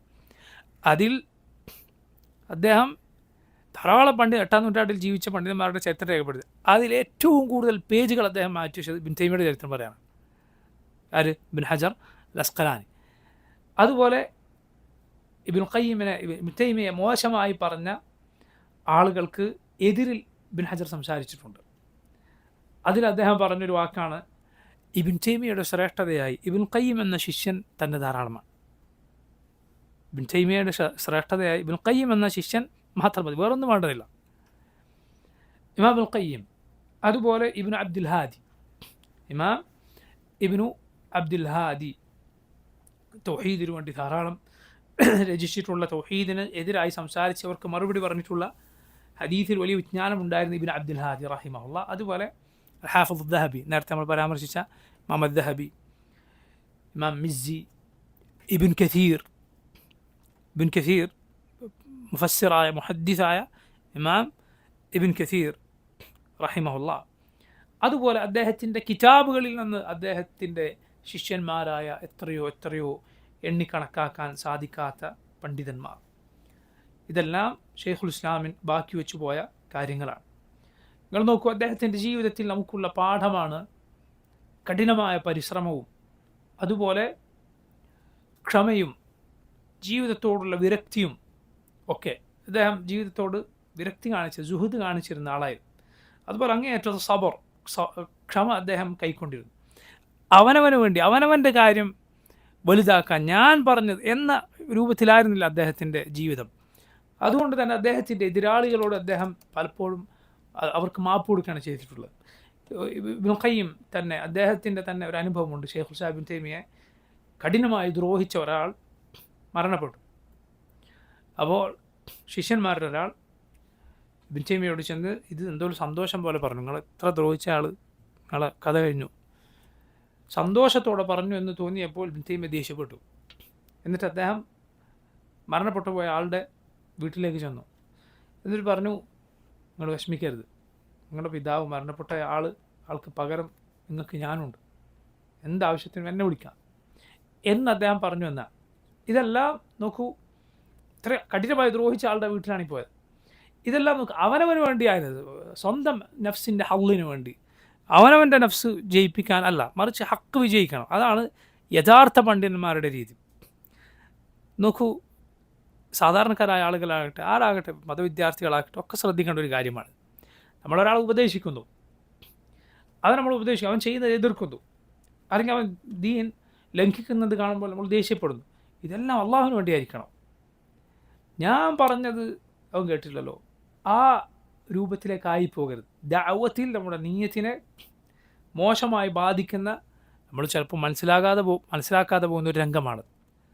നമുക്ക് വേണ്ടി, അള്ളാഹുവിന് വേണ്ടി, റബ്ബിനു വേണ്ടി അങ്ങനെ നീ ഉപദേശിക്കാൻ നിന്നാൽ നിനക്ക് റാഹത്തുണ്ടാവും മനസ്സിൽ, നീ വല്ലാതെ പ്രയാസപ്പെട്ടു പോവുകയില്ല അള്ളാഹുവിന് വേണ്ടിയാണെങ്കിൽ. കാരണം ഹക്കിന് ഒരാൾ എതിർക്കുന്നെങ്കിൽ അവൻ എതിർക്കുന്ന യഥാർത്ഥത്തിൽ റബ്ബിൻ്റെ ആയത്തുകളെയാണ്.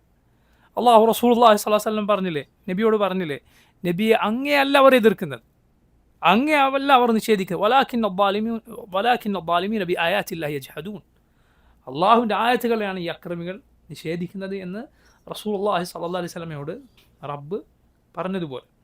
നോക്കൂ, ഇബ്നു തൈമിയയുടെ ഈ വിജ്ഞാനം കൂടുതൽ പ്രചരിച്ചത് അദ്ദേഹത്തിൻ്റെ മരണത്തിന് ശേഷമാണ്. അദ്ദേഹത്തിൻ്റെ ജീവിതകാലത്ത് അദ്ദേഹം എതിർക്കപ്പെട്ടു എന്നു മാത്രമല്ല, ഇസ്ലാമിക ചരിത്രത്തിൽ കാലഘട്ടമുണ്ടായിരുന്നു, ഇബ്നു തൈമിയയുടെ പേരെങ്ങാനും ഉദ്ധരിച്ചാൽ ആൾ പിന്നെ ഉപദ്രവിക്കപ്പെടും.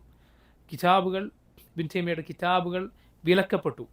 നിങ്ങൾക്കറിയുമോ, പല പണ്ഡിതന്മാരും, ഷാഫിഈ മദ്ഹബുകാരനായ തജ്രീദു തൗഹീദ് എന്ന ഗ്രന്ഥം എഴുതിയ മെഖരീസിയെ പോലുള്ള പണ്ഡിതന്മാർ അദ്ദേഹത്തിൻ്റെ കിതാബിൽ പേജുകൾ, അതുപോലെ തഹാവിയക്ക് വിശദീകരണം എഴുതിയ ഇബ്നു അബിൽ ഇസ്സ് അൽ ഹനഫി റഹിമഹുല്ലാഹ്, അദ്ദേഹത്തെ പോലുള്ള ആളുകൾ അവരുടെ കിതാബുകൾ പേജുകൾ ഇബ്നു തൈമിയയുടെ വാക്കുദ്ധരിക്കും. പേജുകൾ ഇബ്നുൽ ഖയ്യിമിൻ്റെ വാക്ക് ഉദ്ധരിക്കും, പക്ഷെ പേര് കൊണ്ടൂല. ഇബ്നു തൈമിയ്യയുടെ പേര് പറയുകയില്ല. എന്തുകൊണ്ടാണത്? പേര് പറഞ്ഞാൽ പിന്നെ കിതാബ് ഉണ്ടാവില്ല, ആളുണ്ടാവില്ല, ഈ രൂപത്തിൽ ഉപദ്രവിക്കപ്പെടും. പേര് പറയാതെ അവരുടെ വാക്കുകൾ പേജുകൾ കണക്ക് ഉദ്ധരിച്ചു. ഇങ്ങനെ കാലമുണ്ടായിരുന്നു. പക്ഷേ നോക്കൂ, ഈ കാലം നോക്കൂ, ഇതെല്ലാം മറികടന്നിട്ടാണ്, കവച്ചു വെച്ചിട്ടാണ് ഷെയ്ഖുൽ ഇസ്ലാമിൻ്റെ വിജ്ഞാനത്തിന് അള്ളാഹു റബ്ബുൽ ആലമീൻ ഈ പ്രചാരണം നൽകിയിട്ടുള്ളത്. സുബ്ഹാനല്ലാഹ്, അള്ളാഹുവിൻ്റെ തൗഫീഖാണ്. ഇഖ്ലാസോടെയാണ് പ്രയത്നിച്ചത്. നീ ഒരു തടസ്സവും നീ ഭയക്കേണ്ടതില്ല. അള്ളാഹു അഹ്ലുസുന്നത്തിൻ്റെ ദഅവത്ത് എത്തിക്കേണ്ടടുത്ത് എത്തിക്കും, റബ്ബ് എത്തിക്കും. മനസ്സിലായില്ലേ? നിൻ്റെ ശബ്ദം എവിടെയും എത്തുന്നതായി നിനക്ക് തോന്നിയിട്ടില്ല എങ്കിലും അള്ളാഹു എത്തിക്കും. ചിലപ്പോൾ എൻ്റെ മരണത്തിന് ശേഷമായിരിക്കും, മരണത്തിന് ശേഷം ഒരുപാട് കാലം കഴിഞ്ഞിട്ടായിരിക്കും. ഈ നാട്ടിലെ സൗദി അറേബ്യയിലെ മഹാന്മാരായ ചില പണ്ഡിതന്മാർ പറയുന്നത് പോലെ ഇബ്നു തൈമിയ്യ റഹിമഹുല്ലാഹ് അദ്ദേഹത്തിൻ്റെ ഇൽമ് കിതാബിലാണ്. ഇബ്നു അബ്ദുൽ വഹാബിൻ്റെ ഇൽമ് ഈ രാജ്യം മുഴുക്കെയാണ്. പക്ഷേ യഥാർത്ഥത്തിൽ ഇബ്നു അബ്ദുൽ വഹാബ് റഹിമഹുല്ലാഹ് അദ്ദേഹം പോലും ഇബ്നു തൈമിയ്യയുടെ നന്മകളുടെ ഭാഗമാണ്. കാരണം ആ നന്മയാണ് അദ്ദേഹം ഉൾക്കൊണ്ടിട്ടുള്ളത്. ഇബ്നു തൈമിയ്യ ചെയ്ത നന്മ എന്താണ്? മുൻഗാമികളായ ഇമാമുമാരുടെ അറിവ് അദ്ദേഹം ആഴത്തിൽ പഠിക്കുകയും അത് ഏറ്റവും നല്ല രൂപത്തിൽ പിൽക്കാലക്കാരെ പഠിപ്പിക്കുകയും ചെയ്തു. ഏറ്റവും നല്ല രൂപത്തിൽ അത് പിൽക്കാലക്കാരെ പഠിപ്പിക്കുകയും ചെയ്തു. അല്ലാഹു റബ്ബുൽ ആലമീൻ ചില ആളുകൾക്ക് നൽകുന്ന ശ്രേഷ്ഠതയാണത്, ചില നന്മകൾക്കുള്ള പ്രത്യേകമായ തൗഫീഖ്, ചില നന്മകൾക്കുള്ള പ്രത്യേകമായ തൗഫീഖ് എന്ന് പറയുന്നത്. അപ്പോൾ നോക്കൂ, നമ്മൾ പണ്ഡിതന്മാരെ പുകഴ്ത്തുന്നതും അവർക്ക് വേണ്ടി പ്രാർത്ഥിക്കുന്നതും അവരെ നബിമാരുടെ സ്ഥാനത്തേക്ക് ഉയർത്തിക്കൊണ്ടല്ല. ഒരു നബി സല്ലല്ലാഹു അലൈഹി വസല്ലം അല്ലാത്ത ഒരാൾക്ക് നമ്മൾ എന്തു പറയുന്നില്ല? ഇസ്മത്ത്, തെറ്റിൽ നിന്നുള്ള സുരക്ഷിതത്വം, പാപ സുരക്ഷിതത്വം പറയുന്നില്ല, നമ്മൾ വിശ്വസിക്കുന്നില്ല. ഇബ്നു തൈമിയ്യ ആകട്ടെ ആരാകട്ടെ, മറിച്ച് അവരെ ബഹുമാനിക്കുക എന്നത് നമ്മുടെ ബാധ്യതയാണ്. റസൂലുള്ളാഹി സ്വല്ലല്ലാഹു അലൈഹി വസല്ലം പറഞ്ഞു, ലൈസ മിന്ന, നമ്മിൽപ്പെട്ടവനല്ല, മല്ലം യുജില്ല കബീറന, നമ്മിലെ പ്രായമേറിയവരെ ബഹുമാനിക്കാത്തവനും, വയർഹം സഗീറന, നമ്മിലെ കുട്ടികളോട് റഹ്മത്ത് കാണിക്കാത്തവനും, വയഅരിഫ് ലിആലിമിന ഹഖ, നമ്മുടെ ആലിമിന്, ഈ ഉമ്മത്തിലെ ആലിമിന് അയാളുടെ അവകാശം വകവെച്ച് കൊടുക്കാത്തവനും നമ്മിൽപ്പെട്ടവനല്ല എന്ന് റസൂലുള്ളാഹി സ്വല്ലല്ലാഹു അലൈഹി വസല്ലം പറഞ്ഞു. ആ ബാധ്യതയാണ് നമ്മൾ നിറവേറ്റുന്നത്. അഹ്ലുസുന്നത്തിൻ്റെ ഉലമാക്കളോടുള്ള ബഹുമാനവും സ്നേഹവും, അവരെ നമ്മൾ സ്നേഹിക്കുന്നു, ആദരിക്കുന്നു. അഹ്ലുസുന്നത്തിൽപ്പെട്ട പണ്ഡിതന്മാർക്ക് എന്തെങ്കിലും അബദ്ധം സംഭവിച്ചോ, അബദ്ധം നമ്മൾ സ്വീകരിക്കുകയില്ല, പക്ഷെ അവരുമായി നമ്മൾ ബന്ധം മുറിക്കുകയില്ല, അവരുമായി നമ്മൾ ബന്ധം മുറിക്കുകയില്ല. അവരുമായി നമുക്ക് ബന്ധമുണ്ട്, അവരോട് നമുക്ക് ബഹുമാനമുണ്ട്, അവരെ നമ്മൾ സ്നേഹിക്കുന്നു. പക്ഷെ അവരെക്കാൾ നമ്മൾ സ്നേഹിക്കുന്നത് ഹക്കിനെയാണ്, അവരെക്കാൾ സ്നേഹിക്കുന്നത് ഹക്കിനെയാണ്. അതുകൊണ്ട് അവർ വല്ല അബദ്ധവും പറഞ്ഞാൽ, അഹ്ലുസുന്നത്തിൽപ്പെട്ട ഉലമാക്കളെ കുറിച്ചാണ് ഈ പറയുന്നത്. അതല്ലാതെ ശിർക്കും ഖുറാഫാത്തും ബിദ്അത്തുകളും പ്രചരിപ്പിച്ച അതിനുവേണ്ടി നിലകൊണ്ട ആളുകളല്ല, അവർ ഹക്കിൻ്റെ ഉലമാക്കളല്ല. ഹക്കിൻ്റെ അഹ്ലുസുന്നത്തിൻ്റെ ആലിമീങ്ങളിൽ ഏതെങ്കിലും ഒരു ആലിമിനൊരു അബദ്ധം പറ്റിയാൽ എന്തു ചെയ്യും? അത് അബദ്ധമാണെന്ന് മനസ്സിലായാൽ നമ്മൾ ആ അബദ്ധം മാറ്റിവെക്കും, അത് സ്വീകരിക്കുകയില്ല. അവരുമായുള്ള ബന്ധം നമ്മൾ ചേർക്കും. അവരുടെ വിജ്ഞാനത്തെ നമ്മൾ തകർത്തെറിയുകയില്ല. ആ വിജ്ഞാനത്തെ ഒന്നാകെ സ്വീകരിക്കാൻ പാടില്ല, തോട്ടിലെറിയണം എന്ന് നമ്മൾ പറയുകയില്ല. അതാണ് നമ്മുടെ ബാധ്യത. കാരണം നബി സല്ലല്ലാഹു അലൈഹി വസല്ലം ഒഴികെ ബാക്കി എല്ലാവർക്കും ദീനിൻ്റെ കാര്യത്തിൽ തെറ്റുകൾ പറ്റാം. തെറ്റുകൾ പറ്റിയവരെ തള്ളാൻ എന്നാൽ ഒരാളും ബാക്കി ഉണ്ടാവുകയില്ല. ഇത് പറയുമ്പോൾ ചില ആളുകൾ ചോദിക്കും, നിങ്ങളാരാണ് ഇവർക്കൊക്കെ തെറ്റുപറ്റിയെന്ന് പറയാം? ഇമാം ഷാഫിഇക്ക് തെറ്റുപറ്റിയെന്ന് പറയാം, നിങ്ങളാരാണ്? ഇമാം അബൂ ഹനീഫക്ക് തെറ്റുപറ്റിയെന്ന് പറയാം, നിങ്ങളാരാണ് എന്ന് ചിലർ ചോദിക്കുന്നത് കാണാം. ഇബ്നു തൈമിയ്യക്ക് തെറ്റുപറ്റിയെന്ന് പറയാം, നിങ്ങളാരാണ്? സുബ്ഹാനല്ലാഹ്, നമുക്കുള്ള മറുപടി അവർക്ക് തെറ്റുപറ്റിയെന്ന് നമ്മുടെ പോക്കറ്റിൽ നിന്നെടുത്ത് പറഞ്ഞല്ല, നമ്മൾ കണ്ടുപിടിച്ചതുമല്ല. ഇബ്നു അബ്ദുൽ വഹാബ് റഹിമഹുല്ലാഹ് അദ്ദേഹം ഈ വാദം, ഈ സംശയം അദ്ദേഹത്തിന് നേരെ ആളുകൾ ഉദ്ധരിച്ചപ്പോൾ, ഇത് പലരും പറയുന്ന കാര്യമാണ്, നിങ്ങൾ തൗഹീദിലേക്ക് സുന്നത്തിലേക്ക് ക്ഷണിച്ചു നോക്കൂ, അപ്പോൾ പലരും പറയുന്നത് കാണാം, അപ്പോൾ പണ്ഡിതന്മാർക്കൊക്കെ തെറ്റുപറ്റുമോ? അവരാ പറയുന്നതിൽ മറ്റൊരു ചതി കൂടിയുണ്ട്. എന്താണത്?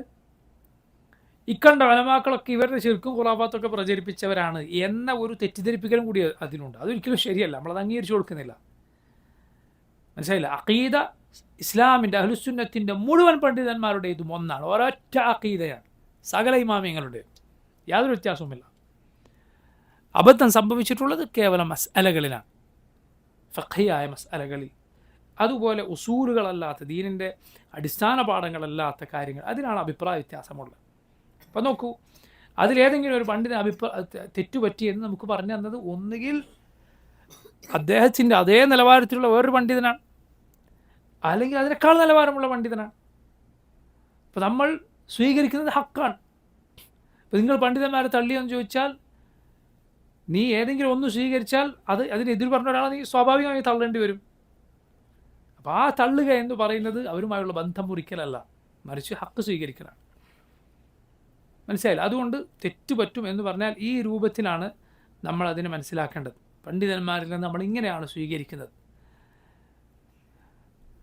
പണ്ഡിതന്മാർ ഹക്ക്, പണ്ഡിതന്മാർ സത്യം ഉണ്ടാക്കിയെടുത്തവരല്ല, പിന്നെയോ ആ സത്യം വെളിപ്പെടുത്തുകയും ജനങ്ങൾക്ക് പ്രചരിപ്പിച്ച് പഠിപ്പിക്കുകയും ചെയ്തവരാണ്. അവരല്ല സത്യം ഉണ്ടാക്കി, ഹക്ക് ദീൻ ഉണ്ടാക്കിയെടുത്തു, പക്ഷെ മറിച്ച് അവർ പഠിപ്പിക്കുകയാണ്. ഇതാണ് സഹാബത്ത് തൊട്ട് സകലരുടെയും രീതി. സഹാബത്ത് റളിയല്ലാഹു അൻഹു അവർ തൊട്ട് പരിഗണനീയരായ പണ്ഡിതന്മാരുടെ ഒക്കെ രീതി ഇതാണ്. ആളുകൾക്ക് അബദ്ധം സംഭവിച്ചാൽ ഇങ്ങനെയാണ് പറയുക. അപ്പോൾ നോക്കൂ, ഷെയ്ഖുൽ ഇസ്ലാം ഇബ്നു തൈമിയ്യയുടെ ചരിത്രവും അതിലെ ഗുണപാഠങ്ങളുമാണ് നമ്മൾ പറഞ്ഞത്. നമ്മൾ തുടക്കത്തിൽ സൂചിപ്പിച്ച രണ്ടാമത്തൊരു വിഷയമുണ്ട്, ഈ കിതാബിനെ കുറിച്ചുള്ള ഒരു ആമുഖം. ഇൻഷാ അല്ലാഹ് നമ്മൾ അടുത്ത ദർസിലേക്ക് അത് മാറ്റിവെക്കുകയാണ്. അല്ലാഹു സുബ്ഹാനഹു വ തആല സ്വീകരിക്കുമാറാകട്ടെ.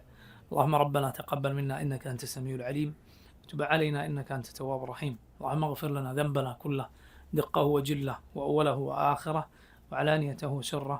اللهم اقسم لنا من خشيتك ما يحول بيننا وبين معاصيك، ومن طاعتك ما تبلغنا به جنتك، ومن اليقين ما تهون به علينا مصيبات الدنيا، ومتعنا بأسماعنا وأبصارنا وقوتنا ما أحييتنا، واجعله الوارث منا، واجعل ثأرنا على من ظلمنا، وانصرنا على من عادانا، ولا تجعل مصيبتنا في ديننا، ولا تجعل الدنيا أكبر همنا ولا مبلغ علمنا، ولا تسلط علينا من لا يرحمنا. صلى الله وسلم وبارك وأنعم على نبينا محمد وآله وصحبه أجمعين. سبحانك اللهم وبحمدك، أشهد أن لا إله إلا أنت، أستغفرك وأتوب إليك. السلام عليكم ورحمة الله وبركاته.